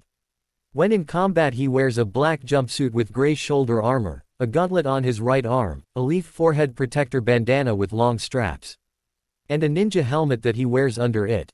"Tsunade, what are you doing here?" Hiruzen asks, shocked to see his student. "I felt a spike of chakra and came to find out what was going on. I sent Shizune to get help to save in case it was enemy ninja. When I arrive, I found the Anbu tied up like this before you arrive," Tsunade tells him with a small lie within the truth. "I see, we found Shizune like you said. She right now is still heading to the village. I told her to go until you came for her if you want to," Hiruzen tells her before everyone head snaps up to look into a tree to his left. In the tree was a dark Templar looking down at them. Every ninja shifts to get ready in case the creature to them attacks. Tsunade note its green eyes land on her for a minute before moving to her sensei as if picking out the strongest. The Templar blinks before standing up to full high and turning. The Templar then jumps away, vanishing like the other ones into the shadows. Tsunade wonders why it left or why it was watching them. "What was that?" A nameless Anbu speaks up. "Who knows, could be another one of those experiments Orochimaru was working on, another name." Les Anbu answers, still looking around to see if any more were in the area. Unknown to the group, 30 Templars all stood ready to move in. Their clan leader wanted to meet this group. The Protoss the group saw to scout them out. Kashian stood next to the clan leader with Naruto still leaning up against Sarah. Kashian told the clan leader it'd probably be best to have Naruto and Sarah with them when they went to meet the Terrans. "I will take Templar Naruto," Kashian tells Sarah. "Cover us from the shadows in case we need to withdraw." Sarah helps Naruto over to Kashian but does not let go of him. Naruto smiles at her. "Go, you will be of better use of guarding me if you can cover us with your gun." "Understood," Sarah says, turning on her cloak and vanishing into the shadows. "Let's go meet the locals," Kashian says as she helps Naruto walk. The leader nods her head and follows behind them. As they walk into the clearing, every Anbu draws their sword and gets ready, seeing now 2 creatures have shown up, and this time they had a human male with them. Kashian looks around the clearing, spotting the Templars already in place if need be. "Greetings, Terrans," the clan leader speaks behind her helmet. She, like every other Void Ray pilot, was dressed in leather armor, only letting her glowing green eyes be seen. Tsunade was the first to step forward, knowing they would not attack unless attack first. Hoping they would be able to play along. "Who are you and what are you doing with that man?" Tsunade demands, locking eyes with Naruto, who blinks a few times before telling the others the plan. "I am Templar Mirai." Mirai tells them with a bow of the head. "This man is no prisoner if that's what you think. He was injured from a mind probe. He saw a little too much and felt the backlash. So he is an Anbu starts to speak, only for Kashian to break him off. "No, he is not. Your mind is too easy to break into. I must ask, who is this Danzo-sama you keep praising in your mind?" Kashian informs him and asks, not sure but gets the feeling that this Danzo person was not good. The sound of a rifle being fired is heard as every head other than the Templars start looking around for the sound. Every Templar was looking at an Anbu who started to reach for his sword on his back. In front of him was a small hole from the round Sarah fired. "I would stand down, Hyuga, ghost." Sarah does not like when others make movements of attack against Templar Naruto. Naruto looks but does not turn his head at Sarah and winks at her, making her blush. Naruto then looks back at the Anbu and almost laugh out loud from a few of the young Templars making weird hand signs behind their heads. The Hokage notes Naruto's face and frowns. "What do you find funny?" he asks, not sure what that sound was. But these 3 seem to know just how easy it is for a Templar to sneak up on you. It seems these Anbu can only catch a Templar when he or she is guarding or with a non-Templar, not that I mind. However, right now 30 Templars are hiding in your group. So you can all attack if you truly want to, but none of you will make it afoot. before being cut down, Naruto tells them as every Templar gets ready to strike. The Hokage and every other Terran's eyes get big as they look around trying to spot them. Also with Sarah sniping, you will have the hardest of times hurting any of us. Hashian lets Naruto go as he takes a few steps forward. He may still be feeling the effects of looking into Tsunade's mind. Tsunade herself relaxed seeing her godson doing better than he was doing about 30 minutes ago. Looking around, she spots a shadow in a shadow. Looking closely, she notes it took the form of a human crouching down with something in their hands, Sarah's sniper rifle. Looking back at the Protoss and Naruto, Tsunade smiles. The third looks at her wondering what she was smiling about. Looking back at Naruto, he tries to figure out where Minato brother was hiding for all those years. Why are you here? Because a man calling himself the Hokage request I return when I came of age, whatever that meant, Naruto says, rubbing the back of his head. Sarah notes one finger being held off from the rest. Taking aim, she loads another round into the breech before turning off the safety. Taking a quick look at her energy she had left for her cloak, she knew this could get ugly really quick if they did not come to agreement soon. I am the Hokage. The only scroll I gave away that said that was over 10 years ago. You are older than 10, so who are you? Me, well, I am Templar Naruto Uzumaki Namikaze. Son of Scholar Zirana, adopted son of our matriarch, student of Templar Zeratul. I am the first Terran to complete the Shadow Walk, and beat it within a day. I hold the Demon Fox know as the Kyuubi. I have held back the Zerg for 3 years before returning home, then coming here. Does that answer your question, Terran? Naruto said, darning anyone to challenge him to his claim. I know only of one Naruto, and his parents are Minato and Kushina, the Hokage says, not sure what Naruto was talking about. I know that, old man. They may have given birth to me, but they did not raise me. Beside, the Red Death is a weird nickname, or tomato. In addition, the Yellow Flash, I do not understand where that came from. Naruto tells them only a few knew of the tomato nickname. The third looks closely at Naruto before laughing. I must say you have done your digging, but you're not their son.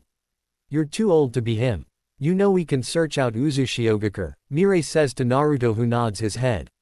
You are out of date. Uzushiogakure was destroyed in the last Great War, and Anbu shouts. Really? Then would you by chance know of any place we may find a safe haven to watch and defend this planet? Mirai asks with a small bow. Naruto's eyes scan over everyone, trying to find what made him feel uneasy. His eyes shift to the trees. Sarah follows his eyes, spotting a new Terran that gave of a snake-like feel. Naruto reaches under his cloak, gripping the handle of his rifle. Naruto grins to himself. Looking out of the corner of his eye, he sees Kashian also was looking at the Terran. We have company. Naruto says, bring his rifle out and aiming it at the Terran. Everyone looks up to see him grinning down at them like a madman he was. You are great, good if you could spot me. The man says, standing like nothing could hurt him. Well, it was easy, you are the only one that reeks of Zerg, Naruto says, making every Templar all get ready to attack the man. How is you reek of them, but the scan show no Z-E-R-G. By the void, what are you? Templar Naruto, what is it? Kashian asks, now feeling uneasy with the chances of Zerg here. This is the Tur. And I spotted, but how was he able to travel like that? Naruto said, keeping the Terran in his sights. It was easy one if found the scroll. The Overman thought it could control me, only I control it my own brood. You kill a good number of them. The purple color ones, I believe, the Terran laughs. Orochimaru, what have you done? The Hokage has asked in shock. Sensei, I have become more powerful and completed my jutsu because of the Zerg, the Terran yells out. I will not let a Zerg get a foothold here on this plant, Naruto yells before firing into the Terran only to rip an arm off. Sarah opens fire from her hiding spot, missing his head by a hair. The Terran jumps down and starts to run the other way, laughing the whole time. 4 Templars run after him with Naruto blinking across the field leading them. Sarah uncloaks and follows to cover them. Tsunade runs after them as well with 4 Anbu. The Hokage remains in place trying to figure what in the world was going on. Lu, king at the 2 remaining Templars that could be seen still. Who are you? And what do you want? He demands. If they could, both Templars would have smile. Kashian speaks once again, we have left AR. Homeworld in hopes to build a new Protoss empire and to guard you Terrans from the Zerg if they do show up. Seeing as Templar Naruto is unable to give you this, I will. She hands over a scroll with the Hokage's seal on it. Naruto places his rifle on his back as he draws his sai sword. The blade glow a blood red as it came down only to cut a piece of wood into two. Spinning, Naruto kicks the Terran back with a sound blow to his chest. The Terran laughs as he stands back up. Cracking his back, the Terran shacks both his arms.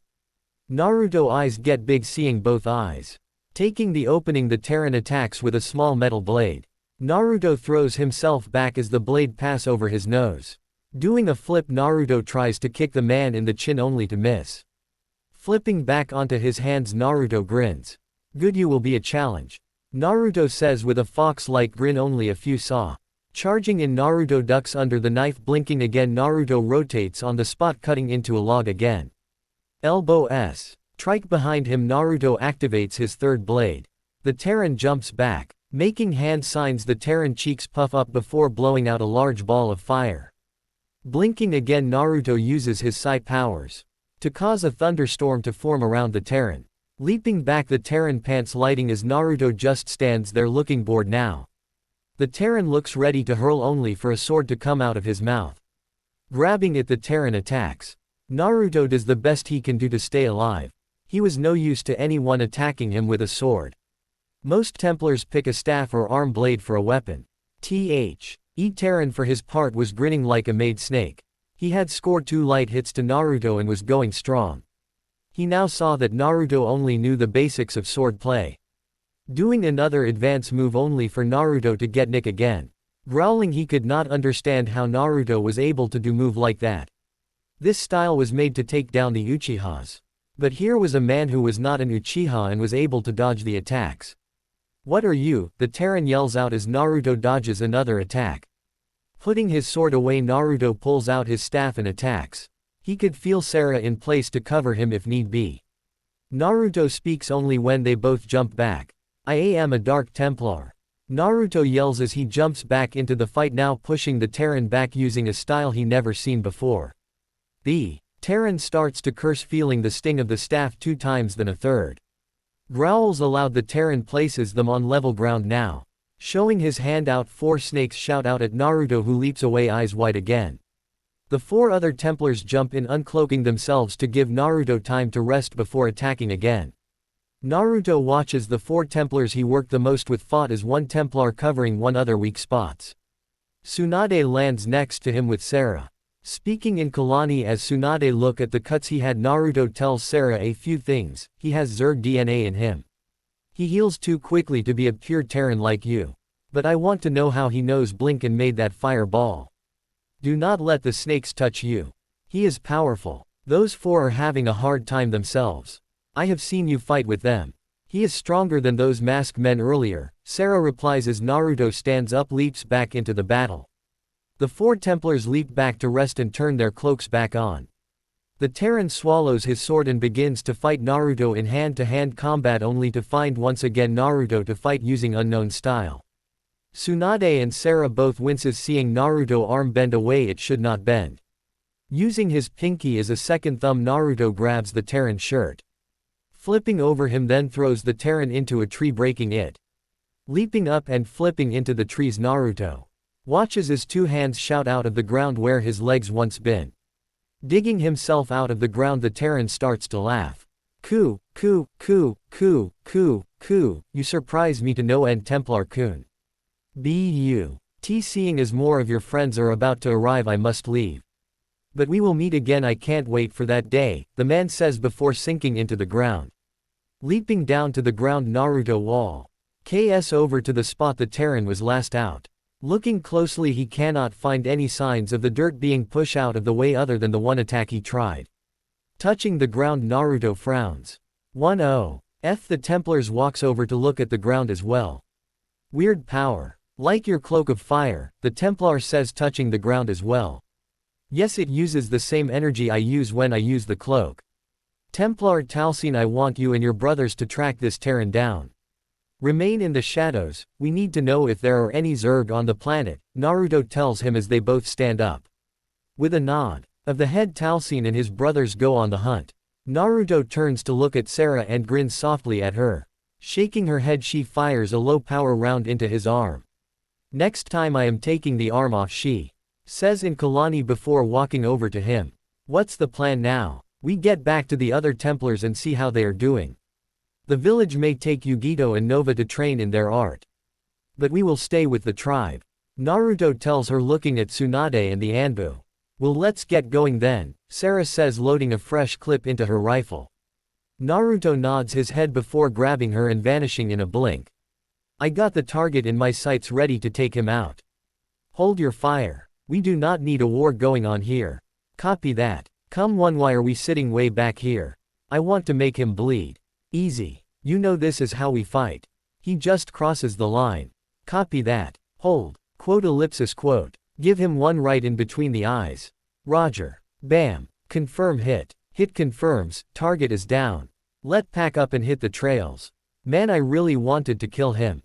You can get the next one we go after. Naruto behind you. What? Son of, Naruto says, leaping away as rifle rounds e.g. into fly into the hiding spot he was just at.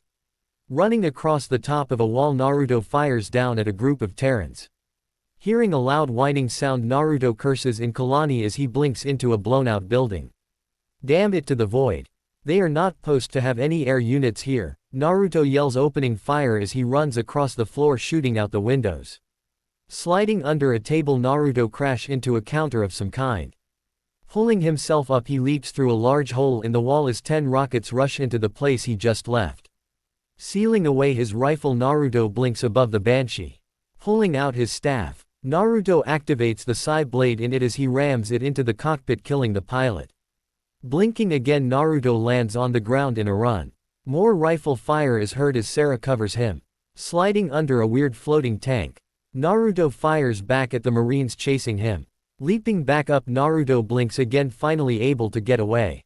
Catching his breath, Naruto looks out, wondering what was going on. Naruto, you okay? I'm safe for now. Sarah, what about you and Anko? We are in an old command center. Something big is going down. They got a train here being guarded by siege tanks. Hack into their network. Let's see what's going on out here. Okay, I'm in. Looks like they are. Naruto, Jim is here, he attacking the trains. But why? What could be here on Tarsinus? Unless he thinks they found my remains.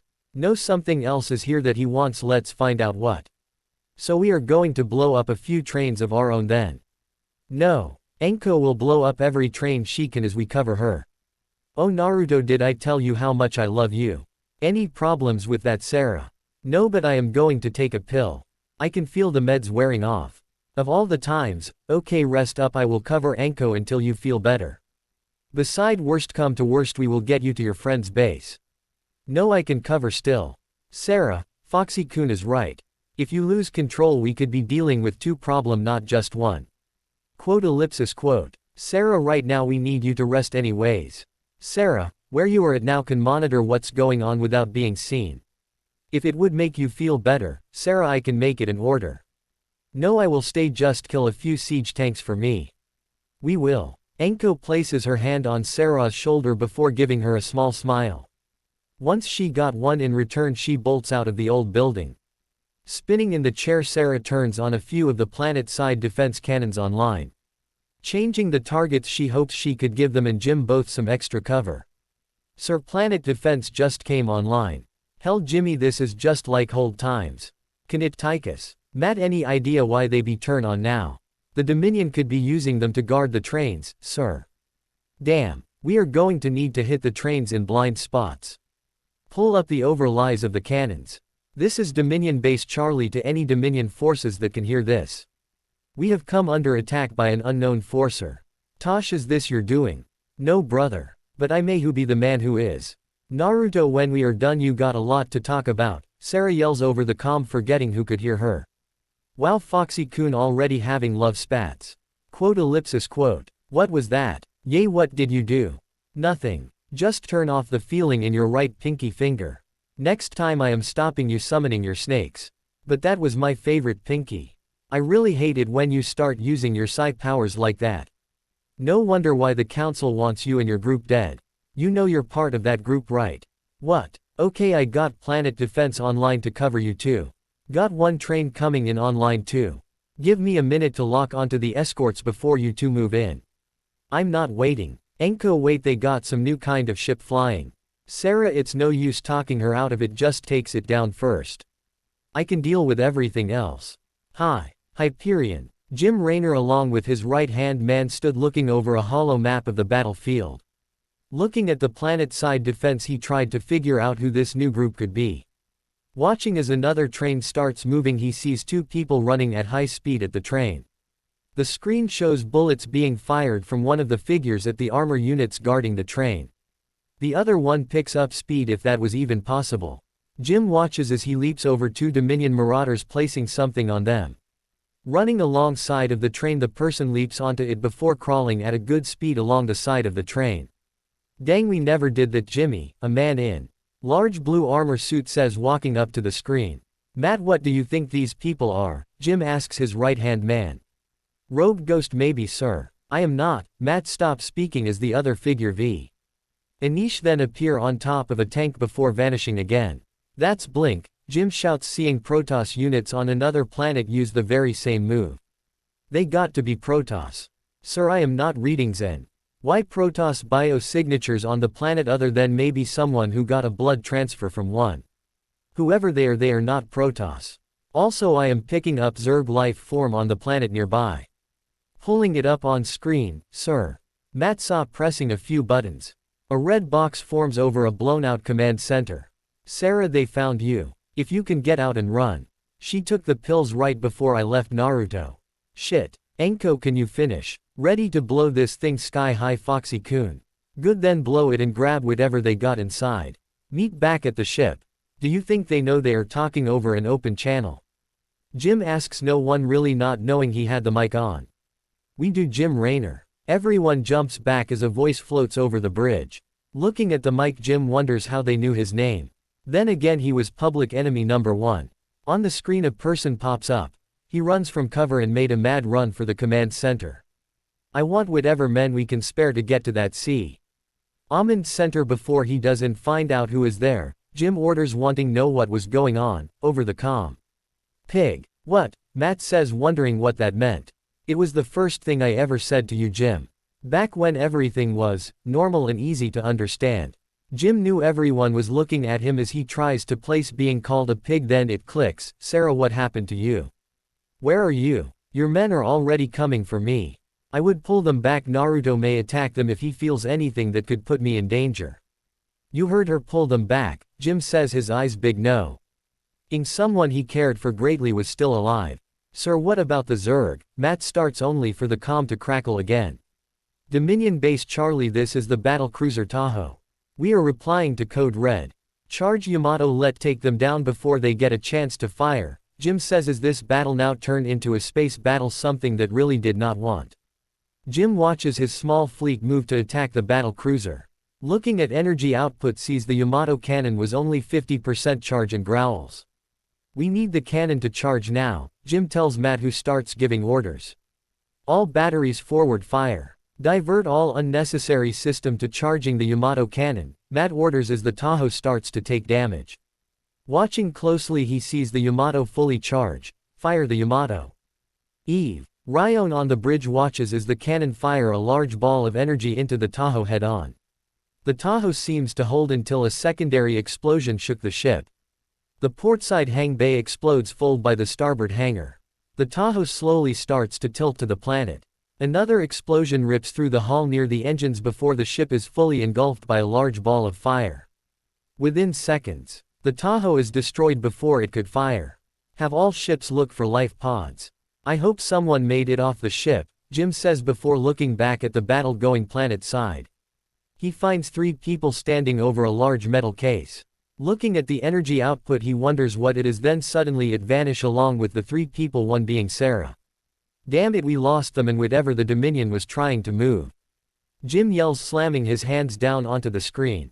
Standing up, he walks off the bridge to get a drink he was in need of. Getting to the door, the comm crackles to life. This is the rift to the Hyperion, Sarah said over the comm. To Jim it sounded like she was in pain and not feeling well. We are coming alongside you. Jim looked to Matt, who nods his head. Riff, come up to tea. He port side hatch, I will meet your crew members there. Jim made his way through the ship, trying not to run. With only a 1/4 the way to go, he broke out in a run. It'd been 4 years and we wanted to see, hold, and talk to Sarah again. Sliding to a stop, he found Tosh with rifle raised pointing at the airlock with 4 others all ready to fire.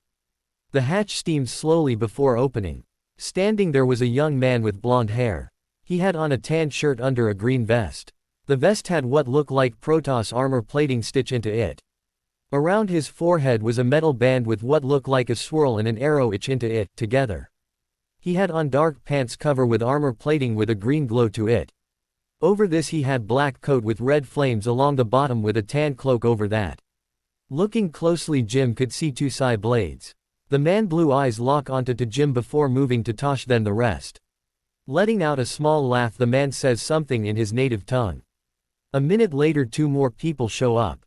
The first was a purple hair woman. Like the male, she had the same type of headband.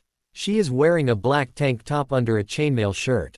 Her tan skirt matches her trench coat and cloak. On her shins she had Protoss plating. The chainmail shirt was also used Protoss tech. Looking closely you could see the shield covering her. Behind her was another Terran woman, or was fully Terran. She was dressed in a standard Ghost uniform battle suit. The suit had parts replaced with Protoss cloth or metal plating. On her right arm was a psi blade. Handing of her shoulder was her battle rifle. Jim could not see her eyes, but her hair was brown like dreadlocks. The woman looks up, Jim steps back and pulls out his sidearm, aiming it at her. The woman's eyes were a mix of glowing yellow and deep green. Her skin was lightly tan with a hint of Zerg exo skin. The woman takes a step back as well and looks hurt seeing Jim aim at her. Jim, it's me. The man did not seem to liken. This and already had his psi blades out. The other woman had 2 knives in her hand as well, ready to fight. I thought this guy was supposed to be your friend Sarah, the man says, moving in front of her. Jim lowers his gun but keeps it in hand. Prove to me you're Sarah. I told you before my men got left behind to stop with your White Knight act and I would be fine. Turn out we almost all died that day. Sarah says softly before collapsing. Naruto grabs her, holding her up. I thought you took the pills, Naruto says, seeing the truth in her eyes. I wanted to help still. Also, Anko may have gone on a killing spree. Sarah said with a forced smile. Sarah, taking those pills is the only thing keeping the Zerg DNA at bay, Anko said, not looking back. Naruto pulls out a needle and gives Sarah an injection. Jim watches as the pain vanish from her face only to show signs of being tired. He knew both of the egghead and the doc would want to get their hands on it. Naruto helped her sit down before turning to look at Jim. We are not here to fight Raynor. The only reason I am not attacking you is because you're an old friend of Sarah-chan. Now lower your weapons and no one will get hurt, Naruto says, standing to his full height. Jim took a step back, seeing Naruto only a few inches shorter than he was. He also notes his eyes glow blue like the Protoss, with a hint of yellow near the edges. Anko moved to cover Sarah as Naruto pulls out his staff. Now lower your weapons. I will not tell you again. Jim holsters his pistol before telling his men to lower their weapons. Naruto nods his head before picking up Sarah in a bridal carry. Carrying her back into the rift, Naruto lays her down on a medical bed in the main hold. Sarah grabs onto the cloak. Rest, you need it, Naruto says, pushing EU strands of hair out of her face and gives her his foxy grin. Hi, Sarah says, letting go and closing her eyes to rest. Anko stands in the doorway, keeping an eye on Raynor, making sure he did not try anything. Jim sat down in a chair looking at the two. His heart aches seeing the two act like that. Shaking his head, he looks at Naruto. Naruto pulls up his own chair to face Jim, pulling out his entire weapon. He lays them down within arm's reach. Leveling his eyes on him, Naruto frowns. Speak your mind, Raynor, Naruto says, leaning back into the chair. Anko looks down to see more of Raynor's men showed up but stayed in place. Pulling out a kunai, she holds it in mid-air, stopping Tosh, who tried to sneak onto the rift cloaked. Tosh lowers the cloak and grins. I mean no harm, sister. Anko round H. Ouse kick him back into the battle cruiser before shouting at him, I am not your sister. First, who are you people? Jim asks. I am Templar Naruto. That is Jonin Anko, who just kicks your ghost back. Naruto said, looking at Enko, who crack her neck seeing the Marines start to raise their rifles. Enko, no killing. Whatever you say, Foxy-kun, Enko said before vanishing. Do not worry, she been unable to fight anyone lately. Naruto said, looking back at Jim. I will take your word for it. How do you know Sarah? Jim demands. Save her along with Nova and Yugito. Since then we have been working together, Naruto tells him. Where have you two been for the last 4 years? Jim says, leaning forward. The planet I was born on, Naruto says. Jim picks up that Naruto did not say home world and wonder why. Why are you here? He asks, trying to ignore the screams. Same reason Sarah-chan is infected by Zerg DNA. We are hunting down a high-rank criminal who we had word was supposed to be meeting someone on the planet below. Naruto tells him, holding up his hand. 6 months ago we came close in killing the person. But it turns out to be a trap to get either me or Sarah. Well, he got her. Took 2 months to find her. At this point she was fighting the Zerg DNA strand in her body. He had been give her drugs to see what happened if the DNA strand was slowed down. Took use another month to stop the strand from evolving anymore. The median she is taking now only delays it. We are hoping to find a cure to kill the strand or force it to stop completely. She has 2 years at most before the median stops working. So it's the strand that's making her this frail, Jim asks, looking at Sarah's sleeping form. No. In fact, the strand increase her powers and strength right now. I can only NK of maybe 3 or 2 Protoss that could stand up to her in power. Now is there anything else, or can I go stop Enko for destroying your ship? Naruto says, standing up. What do you plan on doing once you kill this person? Jim said. You mean what I plan on doing with Sarah-chan? She can stay with you or return with Enko and me. I am not forcing her to do anything, Naruto said before leaving. Jim just sat there looking at Sarah. Part of him knew Naruto had a place in her heart as well. Pulling his chair over to the bed, Jim holds her hand, hoping to whatever god was out there she would stay. So why are we here again? Enko groans as she sat with her 2 teammates and Tosh. They have been with the Rainer Raiders for about 2 weeks. They had helped Tosh get some weird gas he need. Now Jim, old friend, talk him into going after some weird item. Sarah just smiles at her friend. Enko could see she seemed strained at times but was doing better. Naruto was once again having a side battle with Tosh.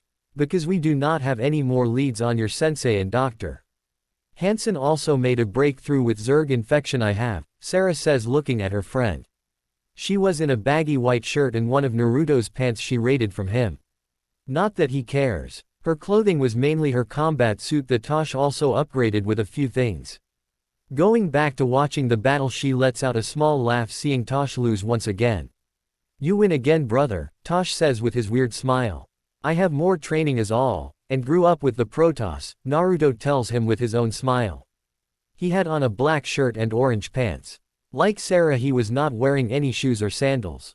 It was about this time Jim walked into the cantina with Tychus Findley. With a grin he walks over to them. We are coming up onto Zil. I wonder if you would be willing to join the landing team, Jim asks them, mainly Naruto and Enko. Naruto look at Enko, who would go not matter what just to get to stretch her legs. Looking at Sarah, he knew drive. Hansen would say no just so she could keep an eye on her. Me and Enko will go down, Naruto said to Jim Raynor, picking up his drink only for Sarah to steal it from him. We agree no drinking before a mission, she tells him in his native tongue. Fine, let's get ready, Enko, Naruto says, standing up as Sarah downs his drink. Enko gives Sarah her bottle of beer before standing up and join Naruto to get their gear on. Sarah downs Enko's before getting up as well. She smiles at Jim, who returns it. I better go check in with Dr. Hansen. She probably needs some more blood or something anyways. I can walk. Jim starts only for Sarah to shake her head. You got to get ready as well. I will be fine beside Tosh here, can take me, can't you, Tosh? Tosh was trying to sneak away only to be caught before he could even move. Grumbling and squeezing one of his dolls, Tosh agrees. Okay, just get better, Jim says before heading to get ready. Sarah grabs Tosh as they make their way to the med bay. Planet side. Yes, finally real Kami to honest dirt, Enko cries out, kissing the ground. Naruto just takes a few deep breaths to centers himself, as the void begins to talk to him again in 2 years. Smiling, he begins to head out. Enko jumps up to join him knowing point will be the most fun. Following them was a small group of marauders, marines and medics. Following the trail B, both Enko and Naruto pick up on the tell signs of battle. Naruto pick more up onto it was Protoss weapons that we're use. Not a minute later did they run into 3 Protoss, 3 zealots and a stalker. Leap in battle before the rest of the Terrans could even knew what happened. Enko had killed the stalker with Naruto destroying all the zealots. Dang you guys, rogue ghost or something like that Tosh guy. One of the marines asks gawking at the damage Naruto and Enko left. No. We are better than those scrawny ghosts. Enko starts only for Naruto to hit her on the back of the head as he walks by down the trail. What the heck Foxy-kun was that for? For talking too much. We are going to need something that can hit from a good way off or. Naruto looks at Enko who growls back at him. No, I am not bringing him out. He servers that traitor. I do not need him knowing where we are at, Enko shouts at him. Fine, but you got to talk Sarah into letting us drink before missions. I really hate fighting Protoss. Naruto says looking up a small hill. Is that why you force their armor to recall them? Enko says with a grin. Shut it. Rainer, we need some siege tanks here, Naruto says as he reaches out feeling everything around him. We can't move forward without them. Hold on, armor is inbound, Jim says over the comm. Not a minute later 2 siege tanks sat ready and waiting to do some pounding. Changing into siege mood, Naruto told them to start firing on a pylon near some cannons. Within seconds the pylon is destroyed, letting Naruto and the raiders destroy the cannons. Rolling up to Anath. Hill, Naruto blinks down to a stacker destroying it before it knew what happened. Another stacker runs down a small dirt ramp to advance his fallen comrade only for Enko to launch a large fireball at it, destroying its shields within a minute. The siege tank then opens fires on it. Waiting for everyone, Naruto can't help but feel something was wrong. Moving into the base, Naruto waits for it to come online. Looking at Enko, she gives him a nod, feeling the same thing. Something big was going to happen and it was aimed at them. As Rainer built up his defenses, Naruto and Enko went exploring. Hyperion, will you are looking good. Next mission Jim takes you can go planet side, Dr. Ariel Hansen said after giving Sarah a physical. Right now she was taking a blood sample in hopes it would give her a better chance at finding a cure for Sarah. There were also the chances of finding a biological weapon that would wipe out the Zerg race, even though she did not want to make one. That's good to hear, Sarah says as she relaxes. Ariel sat down across from her as she went over everything. You know, between you and me, I think your friend Naruto is cute, Ariel says, wanting to see what Sarah would do. You do? Sarah stutters, not sure how to answer. Yes, do you know if he is taken? Ariel asks. In her mind Naruto was cute, but she wanted her knight in shiny armor. She had hid her plan deep into her mind away from Sarah's side power probing. She grins seeing the battle going on in Sarah about how to answer. Yes and no, Sarah says, dropping her shoulders. I see, so I am going to need to beat Enko. Ariel asks, wondering now what she meant. Sarah shakes her head. We kind of 2 adopted daughters or younger sisters. When he found me on, will you know? We found them hiding in a diner, when we okay them to a clothing outlet. I told them I would keep them safe. Once back on Naruto's birth planet he needs my signature on a few papers to keep them under his care. After about a month he had his AO.N fan club following him around asking him out. I asked him about it, he told me Yugito and Nova would get first and last say. He does not want them living with some person who marry him for political gain. So you 2 left them behind to hunt some person down, Ariel asked her. No, Naruto, mother and teacher is watching them for us. Zirana dotes over them like any loving grandmother should, I think, Sarah shakes her head before going on. And Yugao is really his cousin, but because of his mother's family household was broken into like 3 groups, she has a different last name. They are both the last ones of, as they call it on the planet, the clan. Ariel nods her head and smiles, seeing they both did not just up and left like she first thought. Zirana does not sound Terran. It's Protoss. Zirana is not his birth mother. Sarah tells her. So why have you not laid claim to Naruto yet? Sounds like Yugito and Nova both would not mind you if you live with them for about 4 years and save them, Ariel inquires. She really wanted Jim for herself. Sarah starts to stutter and unable to form words. After a minute she forms a few. Well, it's like, kind like, I do not Ariel just laughs lightly. Well, we know you like him, and what about Jim Raynor? Jim, Sarah says in a low voice. I do like and care for him, but he has changed. Something happened after I left that made him change, and it was not my leaving. It's something else. Why do you say that? Ariel wondering about that. Because, it's not just me, he would have been his old self within 2 days flat. But I think it's something to do with the Zerg. Ariel pats Sarah's shoulder before standing up and getting her glass of water. Here, drink up. I kind figure that out from him asking if I could find a way to reverse the Zerg infection. Do you know what is eating at him? Sarah asks, looking up at Ariel. No, I do not. Ariel lies, not wanting to add more problems for the girl. Oh, okay, Sarah says, drinking the water. Well, we are done here. Oh, Sarah, if you really like him, you should tell him, Ariel says before leaving to go do some test on the blood. Sarah stands up and walks to the bridge after finds Tosh making a run for it. Once on the bridge, she walks over to Matt, who shifts a little. How are they doing? Sarah asks. We are about halfway into the temple and found 3 Protoss relics. Naruto and Anko are both in one of the Protoss base doing what Anko calls having fun, Matt says, not sure if he had heard her right. Yes, Anko is the demolition expert on the team. Naruto is our close rank fighter, with me covering them with a sniper rifle. But even it just 2 of us, we still can do a lot of damage, Sarah says, watching a Nexus explode from a SEAL tag. About that, either of them are carrying explosives on them at all? Matt asks Sarah as she pulls out a small tag. These tags have the same explosive force as a siege tank.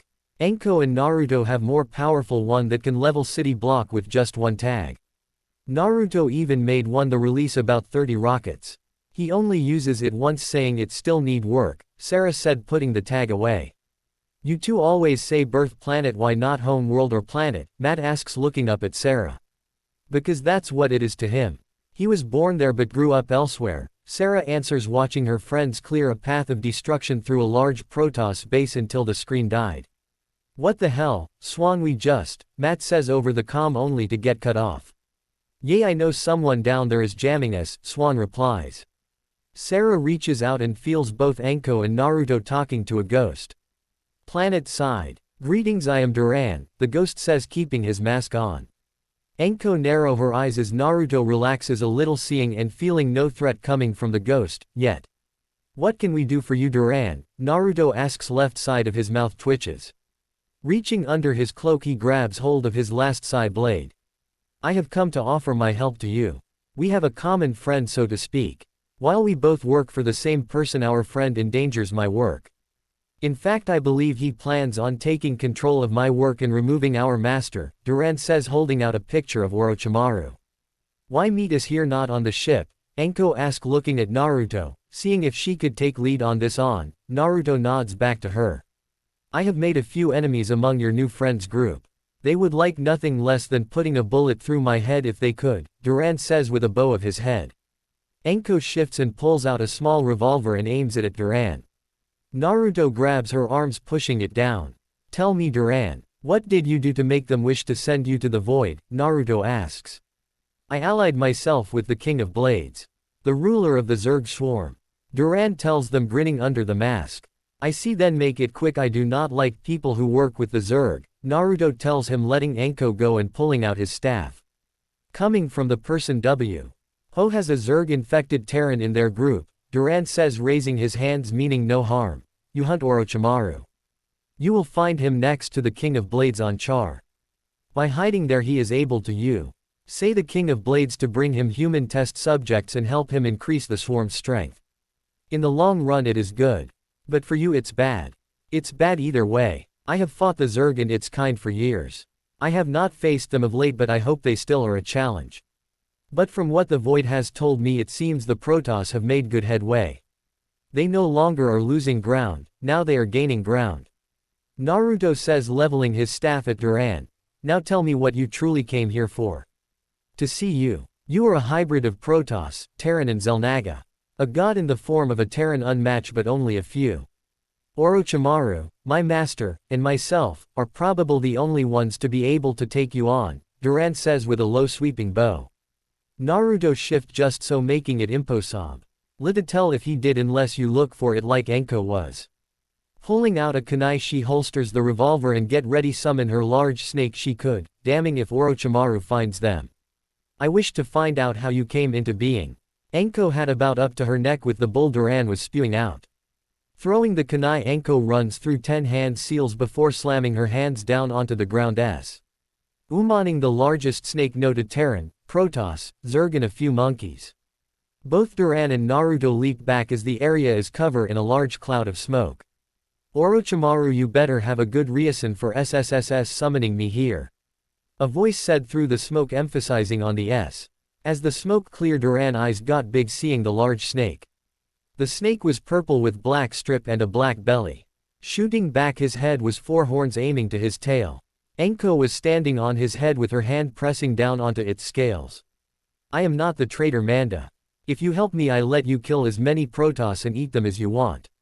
Anko says, hoping to keep Manda from turning on her. ISSSSS smells Zerg and Terran. Is that Protoss as well coming from that man? Manda hisses looking at Duran. Probably. You kill him, you get the rest of the Protoss on the planet to eat. Anko tells him, biting her tongue when she feels the cure's mark on her neck starting to act up. So this is the famed Manda that Orochimaru spoke of. This will be no trouble at all, Duran says, throwing out a psionic storm at Manda, making Anko leap away to survive. Manda dives underground to get away only to run into another one. Forcing to return to his realm, he would punish Orochimaru later for what happened to him. As I said earlier, only Naruto here could stand up to me, Duran says with a sneer. Then let's dance. The void awaits you, Duran. And I shall be the one sending you there, Naruto says, bringing his last Sai blade into the fight. The katana-like blade springs to life, glowing orange now. Duran pulls out his own. In the form of a bow staff. Both leap into battle, clocking weapons as they meet. Naruto reaches out at blinks behind Duran, trying to get him with a cross cut. Duran leaps over him, landing with a leg sweep. Naruto leaps and flips over it and out of the way of a large fireball. Anko fires at them. Landing, Naruto charges in after the ball of fire, knowing it probably would not kill Duran. Duran lets the ball hit him, not planning on Naruto following through with a cut at his legs. Throwing himself back, Duran lets out a curse, feeling the cut cauterizes. Naruto keeps up the attack, not letting Duran any time to breath. A few of Rainer's men show up, wondering what happened to them, nearly get caught in the fight. Thanks to Anko quick work, she pulls them and throws them back. Ducking you. Ender Duran's blade, Anko lodges a kunai into his shoulder blade before replacing herself with a destroy stalker. Duran pulls the kunai out and grins under his mask. My master was right about you. We will meet again real soon. And next time we fight, you will not be able to hide behind others, Duran says before blinking away. Naruto lets out a growl but lowers his weapon, knowing Duran got away. That little. Anko starts only for Naruto to cut her off. We will get him next time. And next time Sarah-chan will be fighting alongside us, Naruto says, spitting on the ground. You do not outrun from the void. Looking at the remains of the Protoss base, Naruto is surprised at how much they destroyed after the fight with Duran began. All that was left was a nexus and a warp gate powered by a pylon. Walking over to it, Naruto destroy the pylon before pulling out the main computer crystal in the gateway. So what that for? A marine asks Naruto, who pockets the crystal. Something I am working on for later. Naruto answers before looking down at the temple. How much longer before they are in? A few more minutes, sir. We probably should go and meet the entry team by the door, sir, the marine answers, looking at the temple as well. Let's get moving then. Maybe I can make few more Protoss bleed, Anko says with a loving sigh before walking away. Naruto shakes his head before walking behind her. Placing both hands behind the back of his head, Naruto looks up into space, wondering how Sarah was doing. Few hours later, planet side. Naruto sat on top of the Draken laser drill that was now offline. He was able to talk Rainer into letting them stay over the planet for a few extra days. One, he wanted to study the temple a little bit longer. 2, Anko was dying to do something, so he let her take Tosh and 3 marines and find any more Protoss on the planet. He had to tell her scouting and recon missions only, no killing. The info from the Nexus he was able to copy and download made him uneasy. Zeradal had killed his other adopted mother. Looking more into it, he found out why. Part of him wanted to hate Zeradal, but another part knew what Zeradal did was the only thing he could do. Naruto felt someone sit down next to him. Looking over he saw the last reason he talked Rainer into staying. Sarah once again was dressed in his clothing, only this time she had her shirt she wore under armor on. "You going to be okay?" Sarah asks as they look out over the silent battlefield that only a few hours earlier was alive with gun, cannon fire and screams of pain and death. "Yes. Just a few things happened today I did not plan for," Naruto says looking at her. Sarah lays her head on his shoulder making Naruto stiffen up a little before relaxing. "Who is he?" Sarah asks closing her eyes. "I knew who he was not. He is not a friend or someone I will trust at all. The way he moves and talks does not sit right with me," Naruto tells her. "We will take him down next time Naruto," Sarah says looking up at him as he looks down at her and grins. "Beside we promised the girl we would keep them safe no matter what. And you never go back on your word. No, promise me something please, never change." Naruto blinks his eyes before nodding. "I promise Sarah to never change." "Good. Because I like you the way you are now," Sarah says before kissing him on the lips softly. Naruto frees up again before leaning into the kiss returning it. "Come on Nova, we are going to be late again," Yugito yells back at her sister as they rush to school. Nova throws a kunai handle first into the back of her sister's head. "Only because you wanted to get sushi for breakfast, do not try blaming this on me," Nova yells back at her as she passed her turning it into a race. "Oh, last one there gets to do dishes for a month. You're on," Yugito yells making people on the streets look at them. Coming up to a large red and white building both pick up speed hearing a large bell ring telling them they only had 5 minutes to get to class. Right as the last bell rings both makes it to their classroom. "Yugito, Nova, why are you both late again?" their sensei yells at them. He stood a little over 5 feet 8 inches tall. The man has brown hair that he keeps in a ponytail, dark eyes and a gash across the bridge of his nose which he has had since his youth. He wears the standard Konoha shinobi outfit complete with forehead protector, sandals and flak jacket. Both Yugito and Nova share a look before speaking at the same time. "Yugito wanted to get sushi so we had to wait for her order." Nova would not get out of bed in time to get breakfast. Their sensei groans knowing both are telling the truth and speaking at the same time to stay out of trouble. "Go to your seats. We will deal with this later." "Hi Iruka sensei," both say before running to their seats in the back of class. Nova had her hair in messy wolf tail keeping it out of her green eyes. She had on a skin-tight tank top jumpsuit. The cloth had armor weave into it making it able to stand up to a kunai thrown from a genin in a few-week chunin. The armor itself was a dark gray running from the top of her neck to just above both her knees. Around her waist is a dark gray belt holding her tool pouch, a combat knife and 2 extra clips of ammo for the rifle she was working on with Sarah. Yugito is wearing a black and white shirt.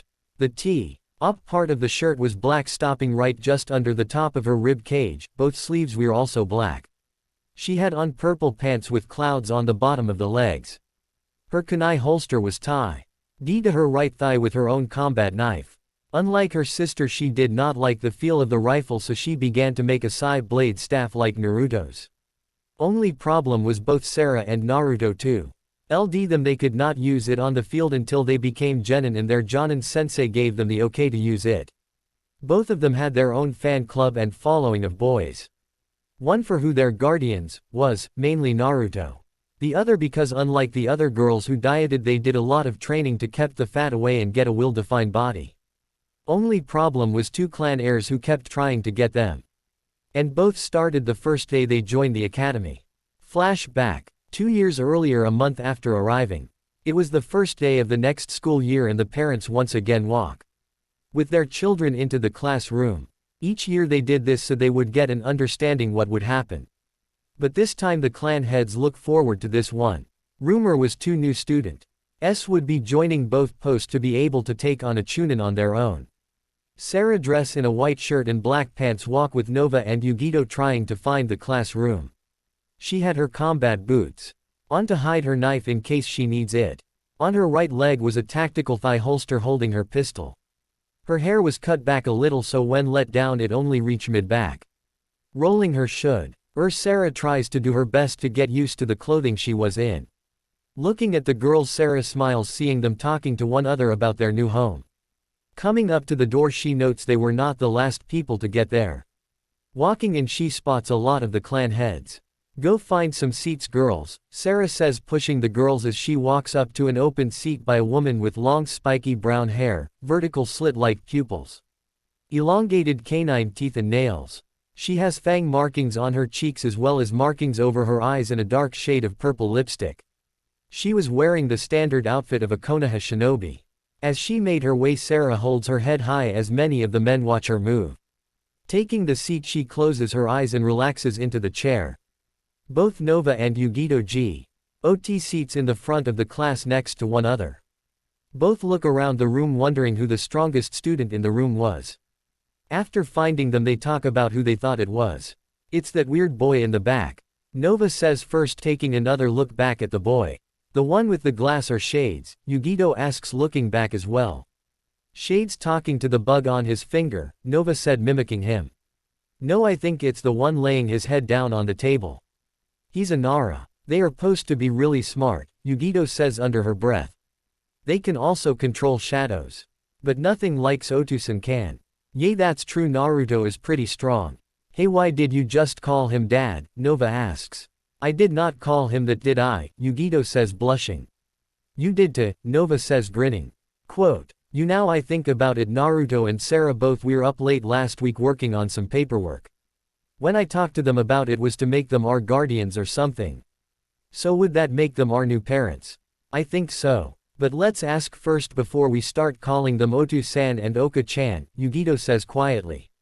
Both stop talking when another student sits down in the only open seat next to them. Looking at him to see him lean forward to rest his mouth in his enclosed hands and close his eyes. Not a minute later, another student marches up to them and starts to yell. "What do you witches think you are doing sitting next to Sasuke-kun?" the girl yells. The girl has bright pink hair, green eyes, and fair skin. She is wearing a red kippou dress with white circular designs, tight dark green shorts. Both Yugito and Nova clean out their ears from the scream the girl let out at them. Nova speaks first. "We got here first, that boy just got here, so go sit somewhere else. Beside these were only 2 chairs by one other when we got here. I sit next to Sasuke-kun now, move it," which, the girl says, making a move to grab Yugito. Before she could even get a good grip on Yugito's shirt, she felt something being pressed into the back of her skull as well as 2 blades, one to her neck and the other just above her pelvis. Both Yugito and Nova grin seeing Sarah standing there with her pistol digging into the back of the girl's cranium. "What are you doing to my daughter, you good-for-nothing streetwalker?" Another woman who looks like an older copy of the girl screamed, seeing what was going on. Sarah turns to face the woman keeping her pistol to the girl's head. "Why, I am stopping her from harming a girl under my care. Now, unless you want to join her, shut it and find a seat. I am not in the mood for dealing with anyone right now." Sarah snaps at her, wishing she had her rifle, heck, was fully armed and had her armor on. "But no, Naruto said do not use it unless on a mission or training." The woman starts to laugh. "You must not know who I am. I am Tsukumo Hanuro and I am a member of this village's council. Unhand my daughter now." Every clan head in the room watch, wondering what Sarah would do. Would she bow to a civilian or would she grow a pair, as some would say? Too much joy of the civilian, Sarah lowers her gun, with a chuckle. "I am sorry, but these 2 were here first, so your daughter needs to find another seat. Now for your screaming, I think you need to clean out your ears or get rid of those large earrings because they must be making it hard for you to hear. Here, let me help you out." Sarah brings up her gun so fast and fires 2 rounds before anyone knew what was happening. Tsukumo screams loudly as her earrings get shot out off her ears. Grabbing them, she tries to Santo the bleeding to feel something press into her forehead. "Now you listen up. I made a promise to those girls to keep them safe. And I plan on keeping it even if it's from a woman who thinks she is queen of the world because of some title. Well, let me tell you something. I have killed people with way more power than you and have more guards than people in this room. And that's when they go to the bathroom. So you tell me if I should be scared. So shut up, sit down and stop whining like the wench you are," Sarah says, grabbing the woman by her left ear and pulling her to her feet. "Or I will give you something to whine about." The 2 Anbu in the room stood still, understanding their orders only to intervene if things got out of hand. only if things got out of hand, like Sarah trying to kill the hussy. Both look at one other and shrug. You will pay for this. The council will see you hanged for hurting one of their members, Tsukumo growls at Sarah. Sarah just grins, making the woman hurry and find a seat. Sarah looks at the two of them grinning. Good reflexes but a little slow still. And Nova, the pelvis is a one-shot, do not always go for it, Sarah tells them before taking her seat again. Jettisoning the old clip, Sarah loads a fresh clip before holstering her weapon. End of flashback. Thanks to them both moving so quickly, they had a fan club following them now. Yugito and Nova both learn quickly how shallow they could be. Now everyone is here, we may begin. We are going to go over what types of missions you will be facing once you become a ninja. Now, does any know what the mission ranking system is? Uruka asks the class standing next to the chalkboard, ready to write down the right answers.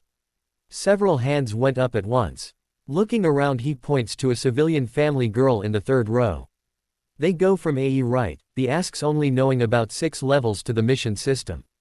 Close Amy, but it's D, being the lowest, to A with S ranks being the highest.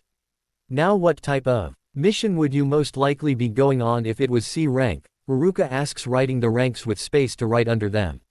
Nova hand shoots up into the air knowing the answer, escort mission, usually in the country. High C rank missions may take you to other countries that are on the border and are friendly terms with the country and village.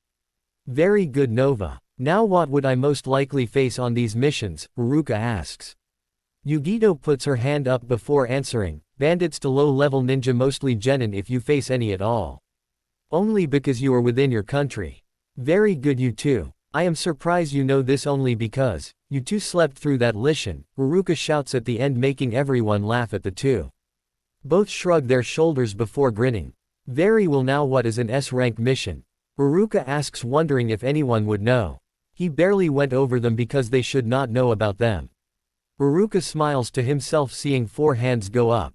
Shino was the first to raise his hand, followed by Yugito and Nova. Sasuke raise his last with the same smirk he always seemed to have on his face. Shino, what is an S-rank mission and why is called S-rank? Uruka inquires as he looks at the boy. Assignation is all Shino says, making everyone gasp. Uruka nods his head before finishing for him. True, but you are forgetting missing ninja rank. If you rank into an S-rank Ishin ninja on any mission level, it becomes an S-rank mission. Another thing is, all S-rank mission is only known by 3 to 4 people. First being the Hokage, next the ninja that has been given the mission. The client and the target are the last 2 people who know about the mission. Uruka looks at his class and smiles, seeing them thinking and talking it over between themselves what he just said. A few minutes later, boy in the middle of the class raise his hand. Are we able to talk about them after we do the mission with our family and friends? I just told you who knows about them. All. You can say you went on an S-rank mission and that's it, nothing more. People could use those missions against us for their own gain, so we do not talk about them unless the Hokage gives you the okay, Uruka explains a little more. Pausing to let it sink in. Both Nova and Yugito look at one another and nod in understanding now why both Sarah and Naruto did not always talk about the missions they went on. Yugito raises her hand and waits for Uruka to nod at her. What if more than one person goes on the mission? Yugito asks, wonder if they both got their own mission. Uruka smiles at her before answering, thank you for asking. I am telling you now, I have never done an S-rank mission. So I would not really know. I have friends who have, and they tell me if more than one goes on it, they do talk a little about it. To be truthful, I do not think they told me everything. They are very tight-lipped about those missions. Yugito bows her head in thanks before lowering her hand. Uruka looks around the class and knows they need a break now. Looking at the clock, seeing they only be in class for about an hour, Uruka started class. I am going to give you 10-minute break to think and talk some more. After the break we will be doing spars. Elsewhere, a small group of Jonin and Anbu stood in the Hokage's office looking through his all-seeing crystal ball of his. They at that moment watching the graduating class. It was at this time the Jonin who would become Jonin instructors for new Genin teams started to pick what Genin they would like on their team. 2 Jonin stood in the crowd to pick a student who would replace a missing member of team, that either quit the ninja force or had died on a mission or in the Chunin exams. Another stood there to take a look at who would be joining the force. Standing in the crowd was an Anbu with a cat face mask on watching the class. Yu Gao was making plans on retiring from the Anbu Corps and taking on a team of her own. She already had her eyes set on her adopted cousins and now just need to pick a third teammate. Her eyes stop on another new student that joined a few months after Yugito and Nova had. She knew at once the boy was toy solder for Danzo and his NA forces. If that was true, he would be a good team member to pick. He had good mid-range attacks and shows signs of knowing how to use a sword. She also figure if she could get Naruto or one of the Templars to enter his mind and show him the truth, they would get a nice little spy. Looking to her left stood 2 Templars, making everyone in the room a little uneasy. While most of the ninja force had met one or more of them at one point in time, it still did not help with the way look and talk. The only clan that openly greet them and show signs of friendship was the Yamanaka clan. The only her clan that show any sign of friendship was the Hyuga clan, only because the head of the Hyuga clan was trying to make an alliance with Naruto and the Templars. Yu Gao shook her head, thinking how Hyuga elders try and pull a marriage contract and force Naruto and Hinata Hyuga to be married. While the contract was real, Naruto believed it would unwise for him to marry a girl who should have been his age, now close 10 years his junior. Both Hiyashi and Naruto had to fight it out in the Chunin exam arena. The elders had also picked 2 other Hyuga to fight for them. Naruto had Sarah and of the younger Templars battles the other 2. Both end the fights quickly and without a lot of blood lost. It was after that Hiyashi started to come over with both his daughters to talk with Naruto in private, saying his home had one too many eyes watching. From what she could find out was Hiyashi wanted to find a way to make an alliance with Naruto and the Templar. It took them nearly a year before they came to agreement. Even Yugao was not sure what it was. But she did see Hinata Hyuga around the compound a lot more. To her right was her friend and rookie Jonin. She wears makeup consisting of red lipstick and purple eyeshadow. Her regular outfit consists of a red mesh armor blouse with only the right sleeve visible. Over this is very broad material which resembles bandages with a pattern on it similar to those of rose thorns. Her hands and upper thighs are also wrapped in bandages, and she wears the Konoha forehead protector and regular shinobi sandals. Her shoulder-length black hair frames her face, drawing out her red eyes that had 2 rings. "Kurenai, who do you think will drop out now?" Yugao asks her friend as she watches the students talk about the mission ranks and what could happen. Most from a civilian family will drop out before the end of the day or fail the last test to have another year to think about it. Anyone from a ninja family will most likely stay, Kuren. I says as she looks over at the other Jonin in the room. One of the Templars to Yugao left leans down to talk to her. Would it not be wise to push everyone through any ways? Give a post that will not place them in danger. The Templar asks, even for being on the planet for 2 years they still found it hard to understand Terran way of thinking. The Protoss would get anyone who wanted to join the military a place that would help. But with the war with the Zerg grew more and more got pushed onto the front lines. Because of the civilian council has got a lot of say in what goes on in the teaching of the students. Also laws have been laid down to keep that from happening. I agree with you, at times it would help, Ardraxis. But, it would hurt the ninja force more than help it. Higher ranked ninja would need to be pulled from other posts to teach them or watch over them. Also, if our force grows too much, the other villages may go to war with us to destroy our village, thinking we have become too powerful. Yugao says to Ardraxis, giving him the short and quick version. Ardraxis nods his head, seeing the logic behind it, making a quick hand sign to his partner before both vanish into the shadows. Yugao blinks her eyes before looking back around the room to see the door open and 5 people walk into the room. The Hokage looks up to see his 2 former teammates, now 2 of the 3 village elders with Danzo.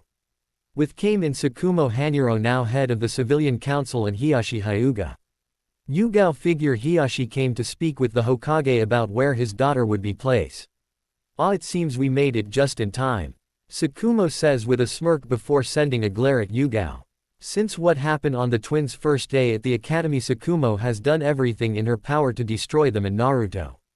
Yugao had heard a few rumors about Tsukumo going around on a plan to take control of the Templars, and have them kill Naruto. She was not sure how true they were, but she passes them on to Naruto and Sarah when she heard them nevertheless. What does the village elders and civilian council leader need today? The Hokage asks, fighting not to sigh seeing them enter. He knew Hiyashi was going to be coming to talk with him. But that was not till after he was done with this meeting. We have come to see how the team will be built this year and make sure they are built right. The Ino Shika Cho trio will remain the same taught, but your son, Asuma. Next, we believe it would be best to have Yugito and Nova both slip apart. Tsukumo starts hiding her smirk only for Yugao to cut her off. Will not happen. Naruto-san made sure before leaving if they both pass they would remain on the same team. Beside, they already work well together, it may take a little time for them to get used to a third member even with the drills they do at the academy. Yugao growls at her, not liking where it was going. Naruto has no say in this matter. He is not even head of the clan, or ninja council member. The Reefer has no rights to have any say in the team, Tsukumo says with a grin, while I am head of the civilian council. Can you repeat the last two words again? One of the Jonin asks as he pulls out a cigarette and makes to light it, only stop from a glare sent at him by Kurenai. Civilian council. Why does that matter? I am the head of it, Tsukumo demands, not knowing she just signed her own death warrant. Thank you, as you said you are part of the civilian council. You deal with the civilians, not the ninja side of life in the village. So team placement would fall outside your say, the Jonin tells her before going on. Beside, clan heads have a right to pick one of two things. 1. They may request a Jonin sensei to be in charge of the team their child is on if said Jonin will be taking a team. The other is they may request who is on the team. Now, knowing Naruto-san from what I have heard and know about him, would want to place his girls together only because it would mean less of those Protoss you civilians hate so much. Running around keeping an eye on them. So why do you not go and deal with something that would be helpful for once? Tsukumo remains quiet for a minute, thinking everything over. Growling under her breath, she bites back a cursing, seeing how she was beaten at her game. She forgot about the Protoss watchdogs, as she called them, keeping an eye on the twins. Very well, they may remain, but we pick the sensei and their third teammate. We already pick either Sasuke, Uchiha or Sai, both would work great with them. You can't put the Uchiha on their team. Have you forgotten what Naruto-sama did to the Uchiha last time he met him? Kurenai asks everyone in the room. He nearly killed him. You should be grateful that Anko and his mother could calm him down. If they had not, your Uchiha would be missing more than an eye. That Naruto-san had no right to harm the great Uchiha-sama, Danzo said with a smirk, hoping to gain some control in the room. You forget, Danzo, that your Uchiha went up to Naruto-sama and demanded for him to teach him everything he knew, then told him to sign a marriage contract that made it so both Nova and Yugito were nothing but slaves to him. I believe he even went as far as demand him to have the Protoss train him and give him their weapons and armor, Kurenai says, standing up for her friend, cousin and landlord. They have no GHT to hold those weapons and armor just for themselves, one of the elders snaps. But they do, they have no tie to this village other than Naruto-san, the smoking Jonin tells the pain in the rear end. So unless you want to piss them and Naruto-san off, I would stop trying to get their gear. The elders both glare at him before backing down. When Yugao speaks up, Lord Hokage, I will drop off my list later today. I have promised to meet the twins for lunch, so if nothing else I will take my leave. You may or all dismiss. Kakashi, you better give me the list before the tower closes or you will be doing E-rank mission in your free time. Hiyashi, you may stay, the Hokage tells everyone as Yugao and Kurenai bow quickly before leaving. Once everyone left, Hiyashi sits down in one of the chair with a sigh. Sorry for entering during your meeting, but I felt you may need some support from the ninja side of the council, Hiyashi tells the Hokage, who just nods his head. What can I do for you, Hiyashi? The aged Hokage asks as the Hyuga clan head pulls out two scrolls. As you know, the Hyuga elders have tried to get Naruto to marry my daughter Hinata in a way that would make the Hyuga get the better deal. I am here before you today to have you sign a clan transfer contract and immunity contract, Hiyashi tells the Hokage before giving him the scrolls to read over. As the third reads over the scrolls, he smiles lightly. So this is what you two been working on. I must say I did not think you would go this far to protect them. It is the only way. The elders are planning on marking her with cage bird seal as soon as she becomes a genin. They fear she may join the branch and main houses together again. While I want to see that happen, I cannot protect both of my daughters. By doing is I can clear the pathway for my youngest to take the head seat. You have everything here cover. What does Sarah have to say about this? Naruto has explained it to her. She agrees, while Hinata will not be part of their family but place under the branch family with Yugao as her guardian. I am unsure if Naruto has spoken to her about it yet. Keep her close to keep an eye and keep her safe but still make it look like she open. You want the elders to do something. They have been at our heels for the last 2 years. Naruto believes this will be the best way to also draw out any traitors within the village. Kumo has also been making threats about wanting Yugito-san back. The Templars will not attack unless one of the members of their clan is. Naruto is play a very dangerous game here. This could blow up in your faces. But Kumo has been making threats. Only problem is the Templars are becoming more known to the other countries. The only thing keeping them safe is their base is hidden away somewhere. Those cloaks of theirs must be what are keeping them hidden. I think it's something else. I believe they are using Naruto's land as an outpost and a gateway. It has those pylons and cannons covering the wall and gate to enter the compound, Hiyashi says, remembering seeing the drones working around the property. The third nods his head before thinking over a few things. Has Naruto talk about taking a seat on the council? The third asks without warning as he stands up to look out over the village. He knew he need to keep control or he may have a civil war on his hands that would weaken the village to the point of another great war. I have brought it up a few times. Each time Naruto-san has shown little in taking his family seat. In fact, last time I talked to him about he thought of giving it to Yugao. I believe it may to do with his loyalty to the Protoss. This village has not been real welcoming to him and his family. While many of the clans are slowly welcoming the Protoss, many still do not trust them. Yes, I can see that mainly from the civilian clans. The day Naruto and his team left to go back to the place he grew up, I had over 1,000 requests to storm his home and take everything to ether given to young Sasuke Uchiha or for the general use in the ninja force.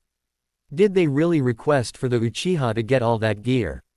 Not straight out. But I figure it out from who was asking. What I am worried about is someone making a grab for the twins to use them to get Naruto hand over the Protoss weapon and armor. He clear stated that we as a people are not ready for it or will be getting any accesses to it. The only people I know who have so far is Anko and Tsunade outside his little family. Yugao talk about to seeing if I would talk to him about getting some armor for the Anbu. That would be helpful even if it was just armor. Shield may give us away as for they do give off an energy that you can feel if they get too close. Even their structure have shielding that would help the village greatly in a time of war. But it would also make this village a major target to other villages. If we grow too much, the other great villages will declare war on us to gain or destroy anything that they see as a threat. Iwa already has been poking at our borers, most likely to get at Naruto. Hiyashi sat quietly thinking everything over, just the wall and a few key area and buildings and a few non-key structures. No clan compound or we will have the council claiming they need it for their houses as well. They are already trying to get me to have assigned extra Anbu to them. They want 2 full units to guard each of them and their families. That would pull all of our Anbu from the field, the third says with a sigh. Today was going to be a long day. With Yugao and Kurenai. Both made their way through the village slowly. They took their time to get to the park Yugao told she would meet them at. Who do you think will be placed as the third member of your team? Kurenai asks her friend as she spots a Protoss watching them before vanishing into the shadows. The council will push for the Uchiha because he wants the twins. If I could, I would rather get Root Ninja. That way I can control what Danzo learns about my team or the twins. He has been pushing to get them or the Protoss tech a lot, Yugao says before waving to an Anbu who nods back before moving on with his patrol. Several other Anbu sat on key buildings watching the street below. If the council does get its way, they will have Kakashi as team sensei. While I trust him to fight for the village, I would be weary that the council uses his father's death as blackmail to get him to do stuff. He is the only person left in the village that has a Sharingan still anyways, Yugao tells her friend as they come to a cross street. You going to join us or do you have plans? I need to meet up Sum-san. Kiba is one of the 3 I would like on my team. His bash behavior would help us. Onwhat breaking Hinata out of her shell, Kurenai replies, making her friend laugh. I will pass that along to the twins. They've been working on that since she started to come over, Yugao says with Al. Before throwing a wave to Kurenai and head to the right as her friend head off the clan compound of her hopeful future student. Yugao made her way to the park, remembering how her life got flip up. Sighed down by her cousin showing up again.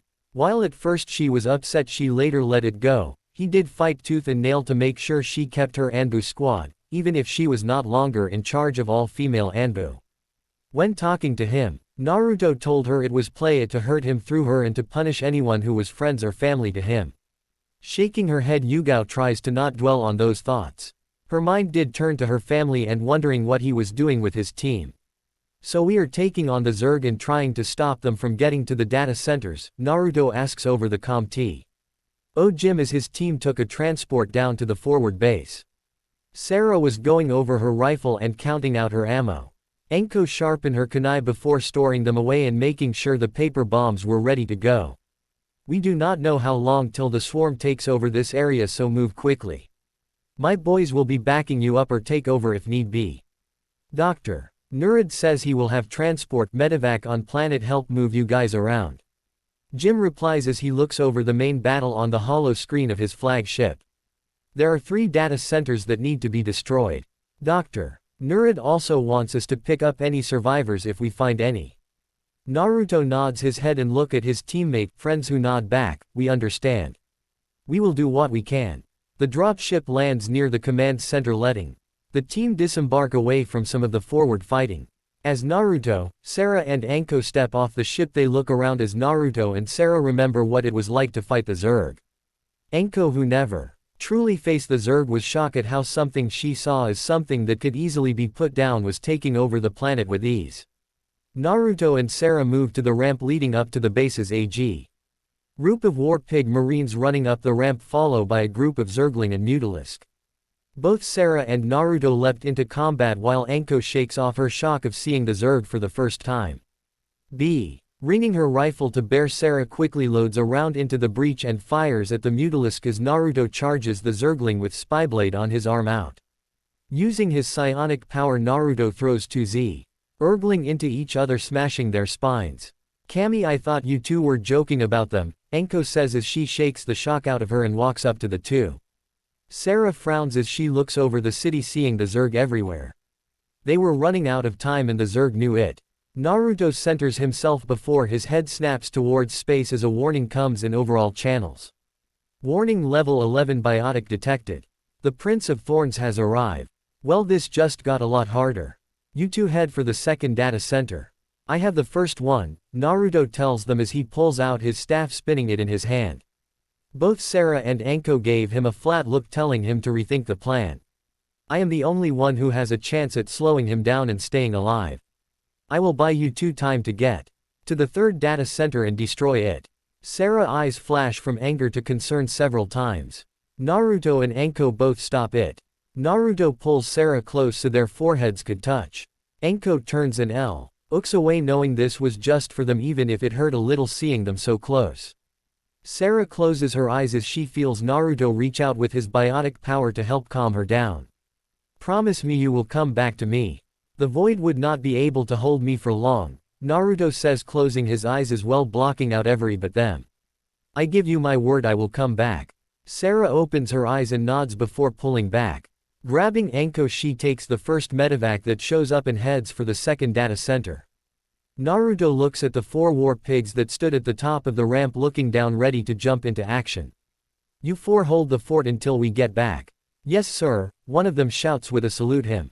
Nodding to them, Naruto blinks across the channel and heads for the first toss center before going to meet the prince. Getting close, Naruto stops 3 marines and a Goliath sitting top of a building looking at the data center. Blinking up to them, Naruto looks them over.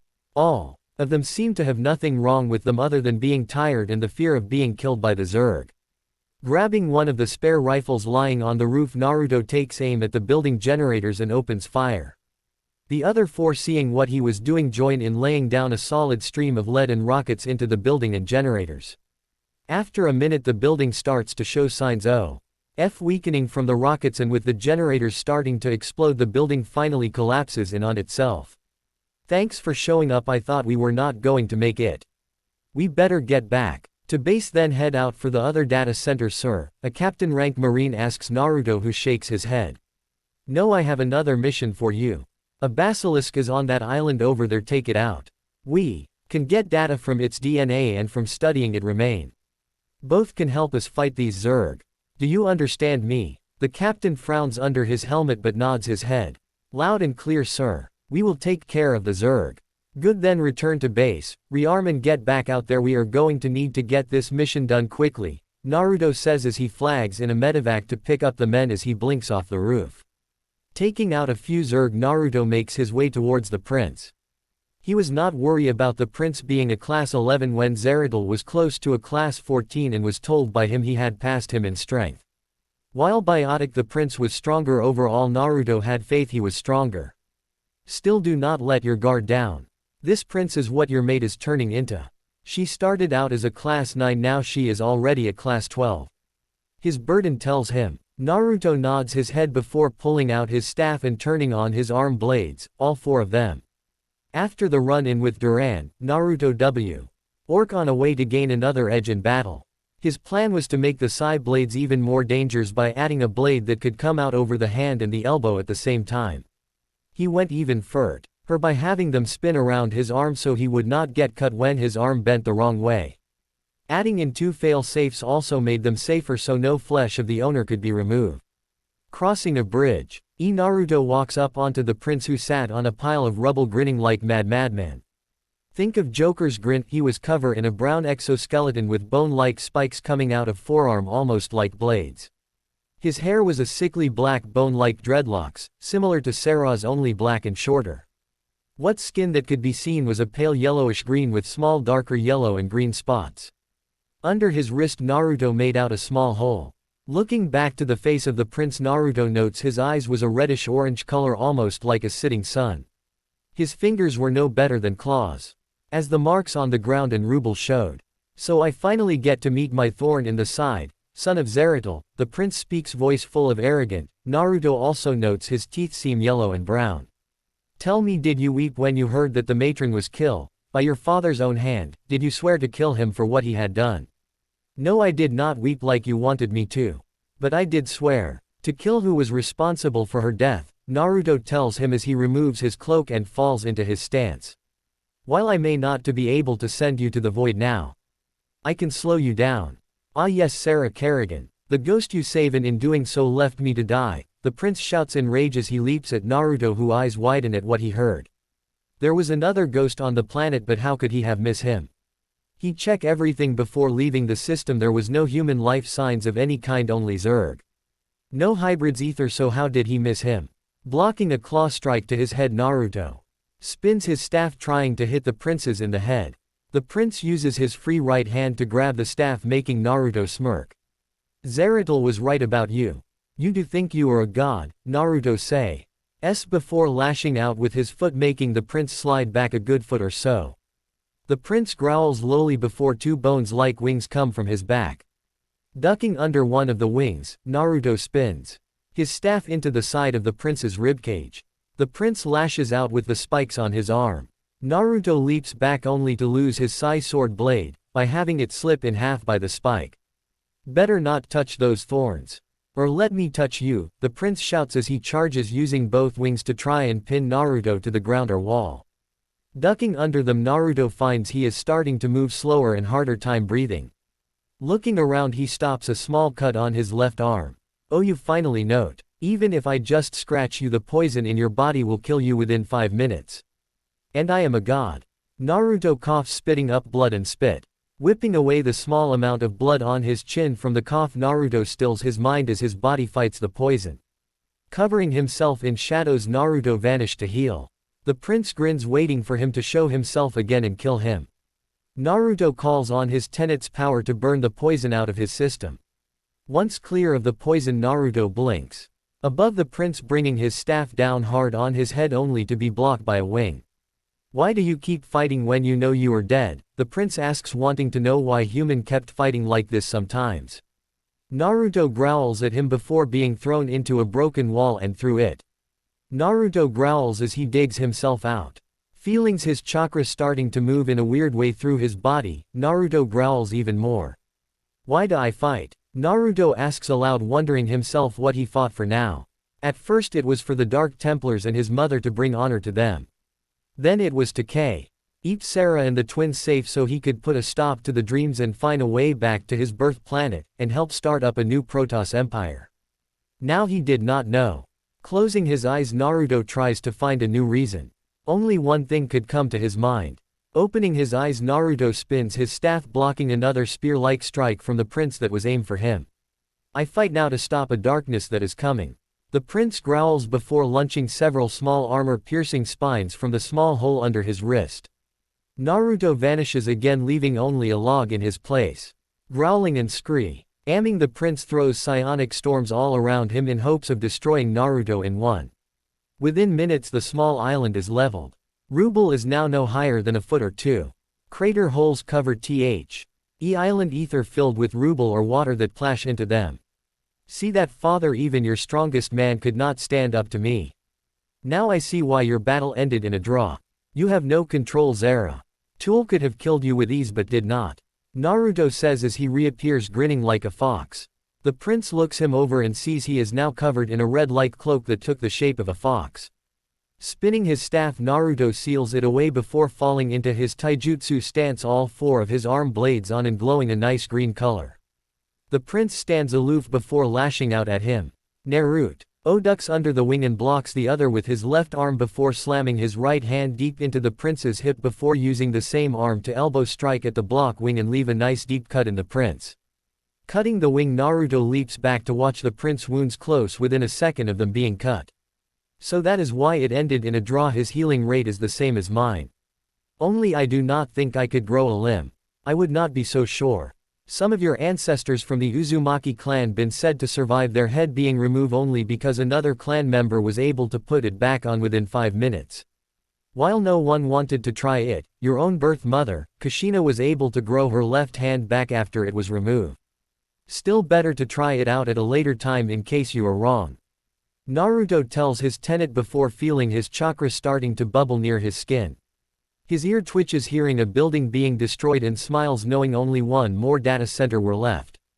Getting ready to withdraw, Naruto kicks backward, trying to kick up dirt and dust to block the prince's eyes.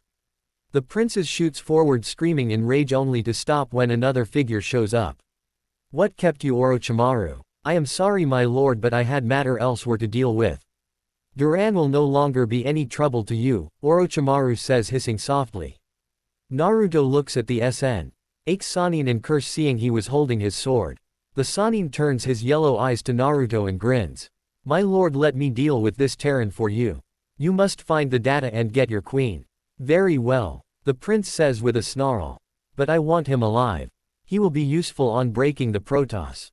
Orochimaru smirks as he bows to the prince, who walks away as if he won the fight without being hit. Naruto watches him out of the corner of his eye before looking back at the snake. Unsealing his bow staff, Naruto falls into his form as his psi-ionic powers mix in with his chakra, making deep gashes in the ground around him. Taking a breath, Naruto centers himself before closing his eyes. Seeing this as a time to strike, Orochimaru lashes out, bring his sword down in hopes to cut Naruto's left arm off. Naruto leaps backwards before opening his eyes. Ducking under another swing, Naruto rams his staff into the right shoulder joint of his opponent. Turning on the blade, Naruto cuts inward in a U shape, making it harder to heal. Orochimaru burst in mud, making Naruto spin his staff around to block another strike aimed for his spine. My, you sure have grown, Naruto-kun. But you are still not match for me. Orochimaru taunts, only for the side of his face and skull get smashed in by Naruto's staff. Cartwheeling into a hole, Orochimaru tries to figure out how he got hit. Pulling himself out, he spots Naruto holding the staff, looking at him as if waiting for the right time to attack. Orochimaru had killed hundreds of Protoss and Terran and Ninja. But his opponent was a mix of all three, smart like the Protoss, will of the Terran, and strength to match his former teammate. Suddenly Orochimaru found himself airborne and Naruto missing from his spot. Zarishk Gulita. Naruto yells out for the first time in 2 years. Naruto feels his chakra reaching bursting point, tries to burn it off by using wind chakra only for it not to help.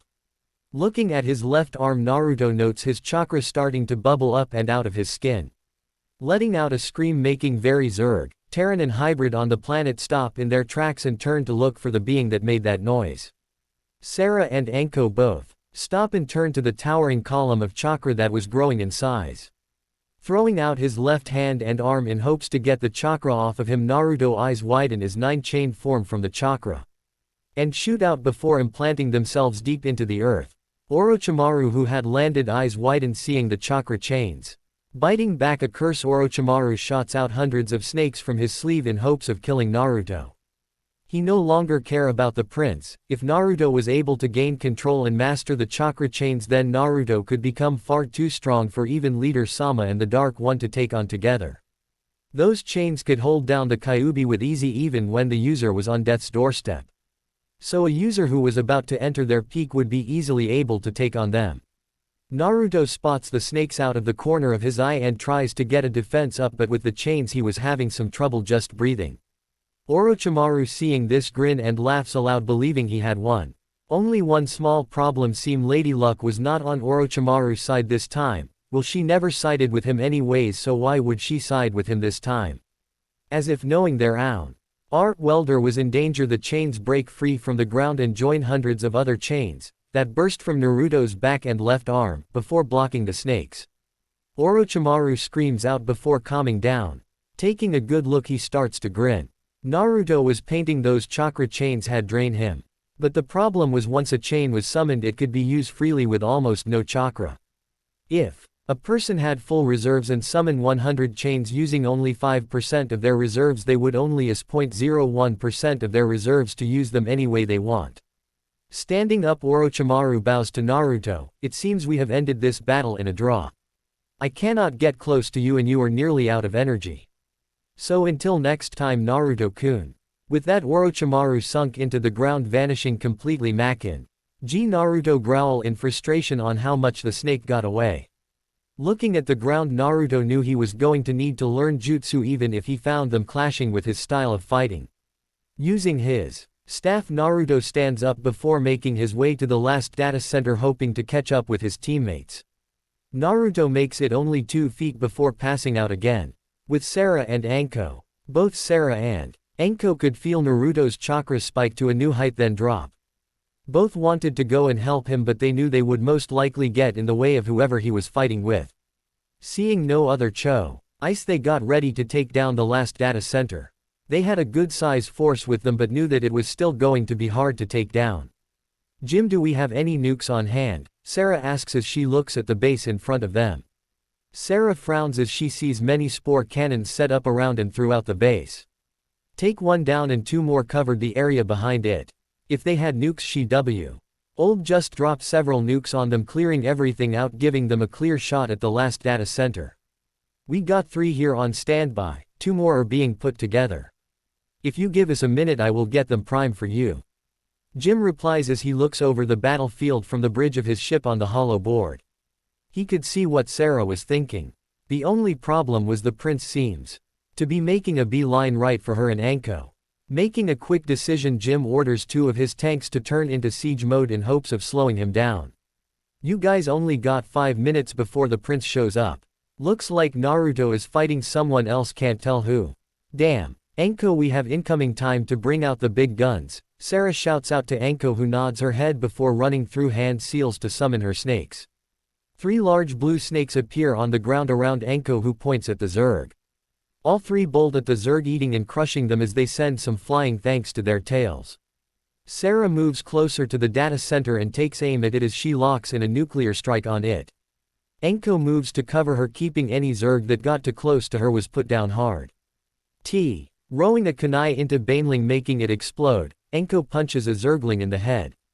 How many of them are there? Anko asks as she summons a wall of earth to stop several spikes that been shot at the 2. Sarah does not say anything as she locks in the last point for the nuke and send the signal for them. Back at the base, 3 nukes are launched for the last data center. Sarah stands up and looks at Anko. We need to move now, we are still in the blast zone. Enko nods her head as she grabs Sarah and leaps up onto a build nearby. Sarah lands on her feet and moves so she would be on Enko's back. Getting on, Sarah holds on tight as Enko begins to run across the top of buildings away from the data center. Her aim was to find the men they had sent to pull some of the Zerg away from the data center. Terran hoped they had a drop ship ready and would keep the prince away from them for a bit.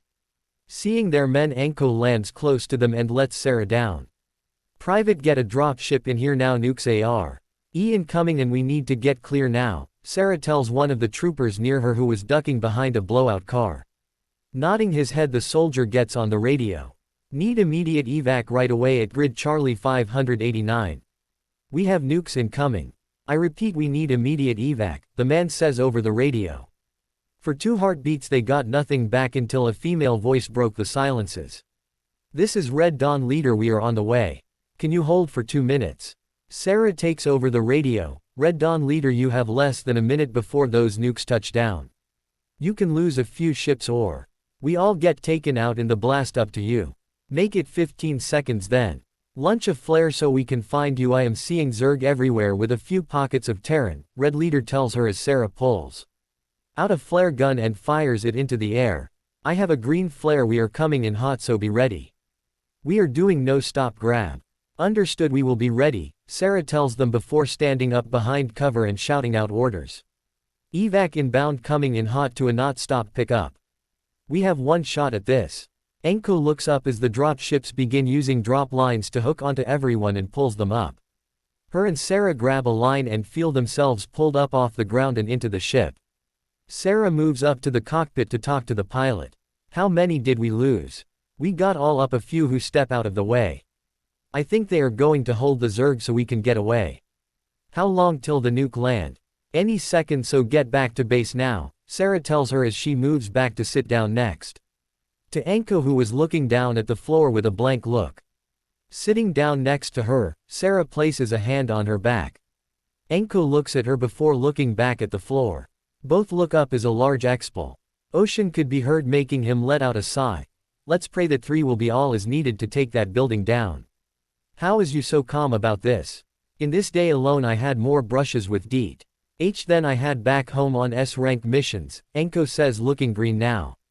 Sarah rubs her back softly, trying to make her feel better. I would like to say something like how ghosts are trained for this, but, Sarah says, shaking her head. There is no training or planning for facing the Zerg. For everyone we killed there today, 200 more will take its place. Nothing helps you face the Zerg. Naruto cuts himself off from his emotions when he faces the Zerg and empties his mind. I can't do it like he can, but I am able to control my emotions to a point and force worry and fear down. The ones that stayed to keep the Zerg busy I fought alongside before in the last war. They know victory over the Zerg is getting as many men out alive as you can to fight again another day. Zerg have the numbers, so we have to fight in ways that make those numbers useless, but because of their numbers it likes trying to stop a river with a few rocks. You make it sound like nothing we do matters, all we are doing is slowly down them. Enko says, feeling sicker as the ship rocks. They have been beaten back before and we will do it again. It just takes some risky moves and luck the size of a planet, Sarah tells Enko as she read over the reports from the end of the last war. Hearing that they could beat the Zerg helped Enko a little, but she was still shook up. Sarah stands up, frowning, feeling the ship pick up speed. Enko looks at her, wondering what was going on as well. Wait here, something is not right. Heading back up to the cockpit, Sarah sees we're now in space heading for a battle cruiser. What's going on? I gave orders to head to the base. Sorry ma'am, but with the last data center being destroyed we been give orders to head to the closest friendly battle cruiser. I have set a route for the Hyperion. The pilot tells her as she turns to look at Sarah, only to see Sarah frowning. Sarah turns and heads back into the troop hold to wait. Jim is calling everyone back to the ship. Sarah tells Enko as she takes a seat next to her again. Enko looks over at her. Any word from Blonde? Sarah shakes her head, hoping that he made it off planet. She knew Jim would not leave him behind if he could. She prays to every god she could think of that Naruto was okay. Enko also says a small prayer before leaning back into her seat. Bet he is standing in the landing bay waiting for you to show up, eh? Nko says, trying to help her friend now to relax. Sarah smiles at Anko even if the smile was forced, but she knew Anko was right. Naruto would most likely waiting for them to land. She knew from the time she was kidnapped that Naruto would fight through hell and back to save his friends and family. I know, but he did fight with the prince and your former teacher if the radio chatter was correct, Sarah says, relaxing a little more as she felt the ship slow down a little then pick up speed, telling her the ship joined another group of ships to make it hard to hit or be picked off by Zerg flyers. Closing her eyes, Sarah reaches out with her psionic. Sarah tries to find Naruto only to feel someone else waiting for her. Mental plane. Sarah found herself standing in front of the Prince of the Blades. The prince stood there smirking at her. The queen finally arrives, he says with a sneer as if she was supposed to be his queen. I am not your queen, Sarah says, spitting at his feet. The prince growls before launching himself at Sarah like a rocket.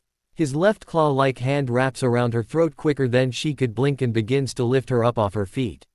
Sarah begins to gasp for air as the prince starts to choke her. You will respect your king and master, he growls at her before throwing her to the ground and walks away to a throne made out of dead Protoss and humans. Sarah rubs her neck as she coughing, looking at the prince. Sarah slowly stands up. Tell me, why do you not join the swarm like you should? With the swarm your powers will grow. I have no need to answer you, Sarah says in a cracked voice. She knew the prince could kill her in a heartbeat if he so wished it. The prince frowns as his claw hands crush the two human heads they laid over before standing back up. I command you to tell me, he shouts at her. He could not understand how someone would not wish to join the swarm if it meant they would survive and become more powerful. But before him was a woman, who was supposed to be his queen. Fight the infection in her body that was supposed to turn her into his queen. While he had turned other humans before, they did not survive long, and he knew that Sarah would. Sarah Naro. Ws her eyes before closing them and shakes her head as she makes her goodbyes to everyone she held dear. While she wanted to live, she knew the prince would either beat it out of her or kill her. The Rince roars in rage as he slams a fist into Sarah's face hard, making her fly a good 30 feet before landing and rolling another 10. Sarah slowly stands back up and looks back at the prince smirking. I have been hit harder by a toad. While Sarah knew the prince would most likely not know what a toad was, he would know she was not lying about the hit. She remembers when she and Naruto Sparta gained the toad Sanin and the beatdown they got from him once he brought the toads into play. Sarah hopes to drive the prince into a blind rage so he would kill her in his beating and not try and break her. The prince growls before charging in again and smashes Sarah into the ground with another destructive punch to the head. Sarah nearly blacks out as her head hits the ground. Shaking her head Sarah tries to kick the prince only for him to catch her foot. I did not say you could fight back, the prince shouts as he picks her up by the foot before slamming her back down again and again for a minute. By the time he lets go of her, Sarah could feel her entire right arm destroyed. While it was still on her body, she could not move or use it. Blood leak out from her mouth as she gasps for breath. She was not sure of how many of her ribs the prince had broken or if they had punctured a lung. She guesses at least one, as it was hard to breathe and it hurt every time she took a breath of air. Now tell me, why do you fight back? You can see I am far stronger than you are. You can be this powerful, but you must give into the infection first. Sarah closes her eyes painfully as she lays there on the ground. She knew he was telling the truth about how she would be far stronger, but she also knew what would happen if she did. I do not want the power if it means leaving those I love. Ross says, biting back the pain as she stands up to face the prince. Her eyes showed she would not bow to him. I will never betray my family or friends by taking the power. So many people already have. Work hard to find a cure, and I will not make the progress they have done be for nothing. So take your power and shove it. The prince stares at her, trying to understand how she could fight back so much, least of all even stand. He did his best to put her in so much pain. The only way to even breathe or to speak was to let the infection take over. But before him stood Sarah, who was on her last leg, not that he knew that. Who did not seem to back down.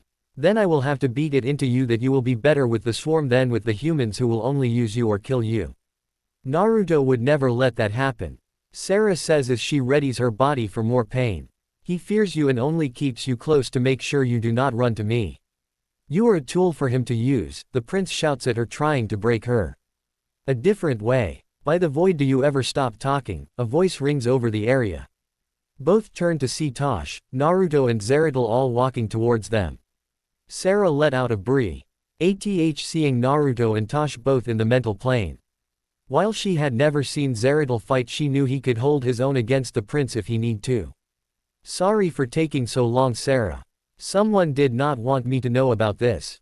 Sarah nods her head softly as she does her best to remain standing. Closing her eyes, she relaxes only to hear swooshing sound and someone pick her up softly. Opening her eyes, Sarah was shocked to be looking into the green eyes of Zeruto. The prince, seeing Zeruto pick up his prize, lashes out only to find Tosh blocking the attack with his forearm with a loud crack. Ing sound telling everyone the bone was broken. Zeruto leaps back with Tosh to get away from the prince. The prince moves to follow only to find Naruto crouching in front of him, arms stretched out before him pointing at his gut. Looking down, the prince's eyes widen, seeing that Naruto's hand was in a fist planted right in his gut. Blinking once, the prince finds himself crashing into his throne. How? Prince asks as he stands up to see Zeruto join his student with Tosh standing guard over Sarah. Zeruto shifts so his cloak falls off his body, showing the number of scars that the cloak hid on his body. Does not matter, I will kill you three and make her my queen. You are right, Zeruto. He never stops speaking, does he? Naruto says as he falls into the Dark Templar hand-to-hand combat stance alongside Zeruto, who also falls into the stance as well. The prince roars before charging at Tosh, full speed, behind Naruto and Zeruto, hoping to take out the unknown first. Both Naruto and Zeruto blink, blocking the prince's path in a cloud of smoke. The prince rolls to the side as both punch and kick at him. The prince leaps back after his roll, throwing psionic storms at the two. Both run around the storm, using the storm as another shield for Sarah, forcing the prince to defend himself again. As the three traded blows, the prince soon found himself replaying the fight he had with the two. It dawned on him that he got lucky in both fights, as he was only fighting one of the, and not both at the same time. Ducking under a punch, the prince throws two punches of his own at Naruto, making him block with his left leg and right hand. Using the prince's fist in his hand, Naruto uses it as a pivot point to spin his body to lash out with a kick to the prince's head, only to be thrown off. Landing in his hands, Naruto flips onto his feet before falling backwards at the knees to block a claw hand to the heart and head. Placing a hand on the ground, Naruto kicks up as Zeruto grabs the prince's win, holding him in place before wrapping a leg around his waist. The prince's head snaps back from the kick before he finds Zeruto trying to rip his wings out. Releasing all of his psionic, the prince throws Zeruto off. Zeruto lands in a backwards roll, come out holding up part of the prince's left wing before dropping it on the ground. Everyone watches the bleed quickly stop before the wing grew back from the point it was destroyed. Naruto does not wait as he leaps to his feet, charging in again, releasing several quick jabs and kicks before making a grab at the prince's head to slam his knee into. Everyone hears a crunching sound, only this time the prince cries out in pain from his nose being broken. Using his wings, the prince makes some room as he screams out in anger. You will pay for this, human. I will kill you slowly when I find you again. I will make you watch as I burn your home and family to the ground with my queen at my side. You will not set foot near my family, Naruto says as an orange shroud begins to cover him. The shroud begins to take the form of a fox with three tails waving behind him. Naruto picks up one foot before moving to take a step forward towards the prince, only to vanish from sight. The prince blinks only to find Naruto in front of him, punching him in the gut with a steel-bending uppercut. For what seem like hours, nothing happens before the prince opens his mouth and goes flying into the air, vanishing. Both Naruto and Zeruto remain on guard for a few minutes before relaxing. Sarah watches as they talk to one another in Kalani about something, before Zeruto nods his head to them and vanishes. Tosh stands up and looks at them. I will see you later, brother, sister, he tells them before vanishing. Naruto walks over to her and smiles as he kneels down in front of her. Sorry for taking so long. But you know the hero always comes late, he says with a fox-like grin, making Sarah return it with a small pain-filled smile. Naruto touches his forehead to her and closes his eyes. I feel it is time for us to wake up. Are you safe? Sarah asks, using her good arm to hold onto her lover. Naruto nods his head softly against hers. I am in the infirmary right now. I seem to have grown some chains out of my arm and pass out from my chakra nearly being drained by them. I am not sure if from summoning them or using them. But we can talk more later after we both are wake up. Naruto tells her before sending her back to her real body. That's it for today, I will stop here. I hope you all enjoyed this video. If you please consider subscribe and make sure to hit that like button, share with your friends, and don't forget to check out my Patreon. Details in description.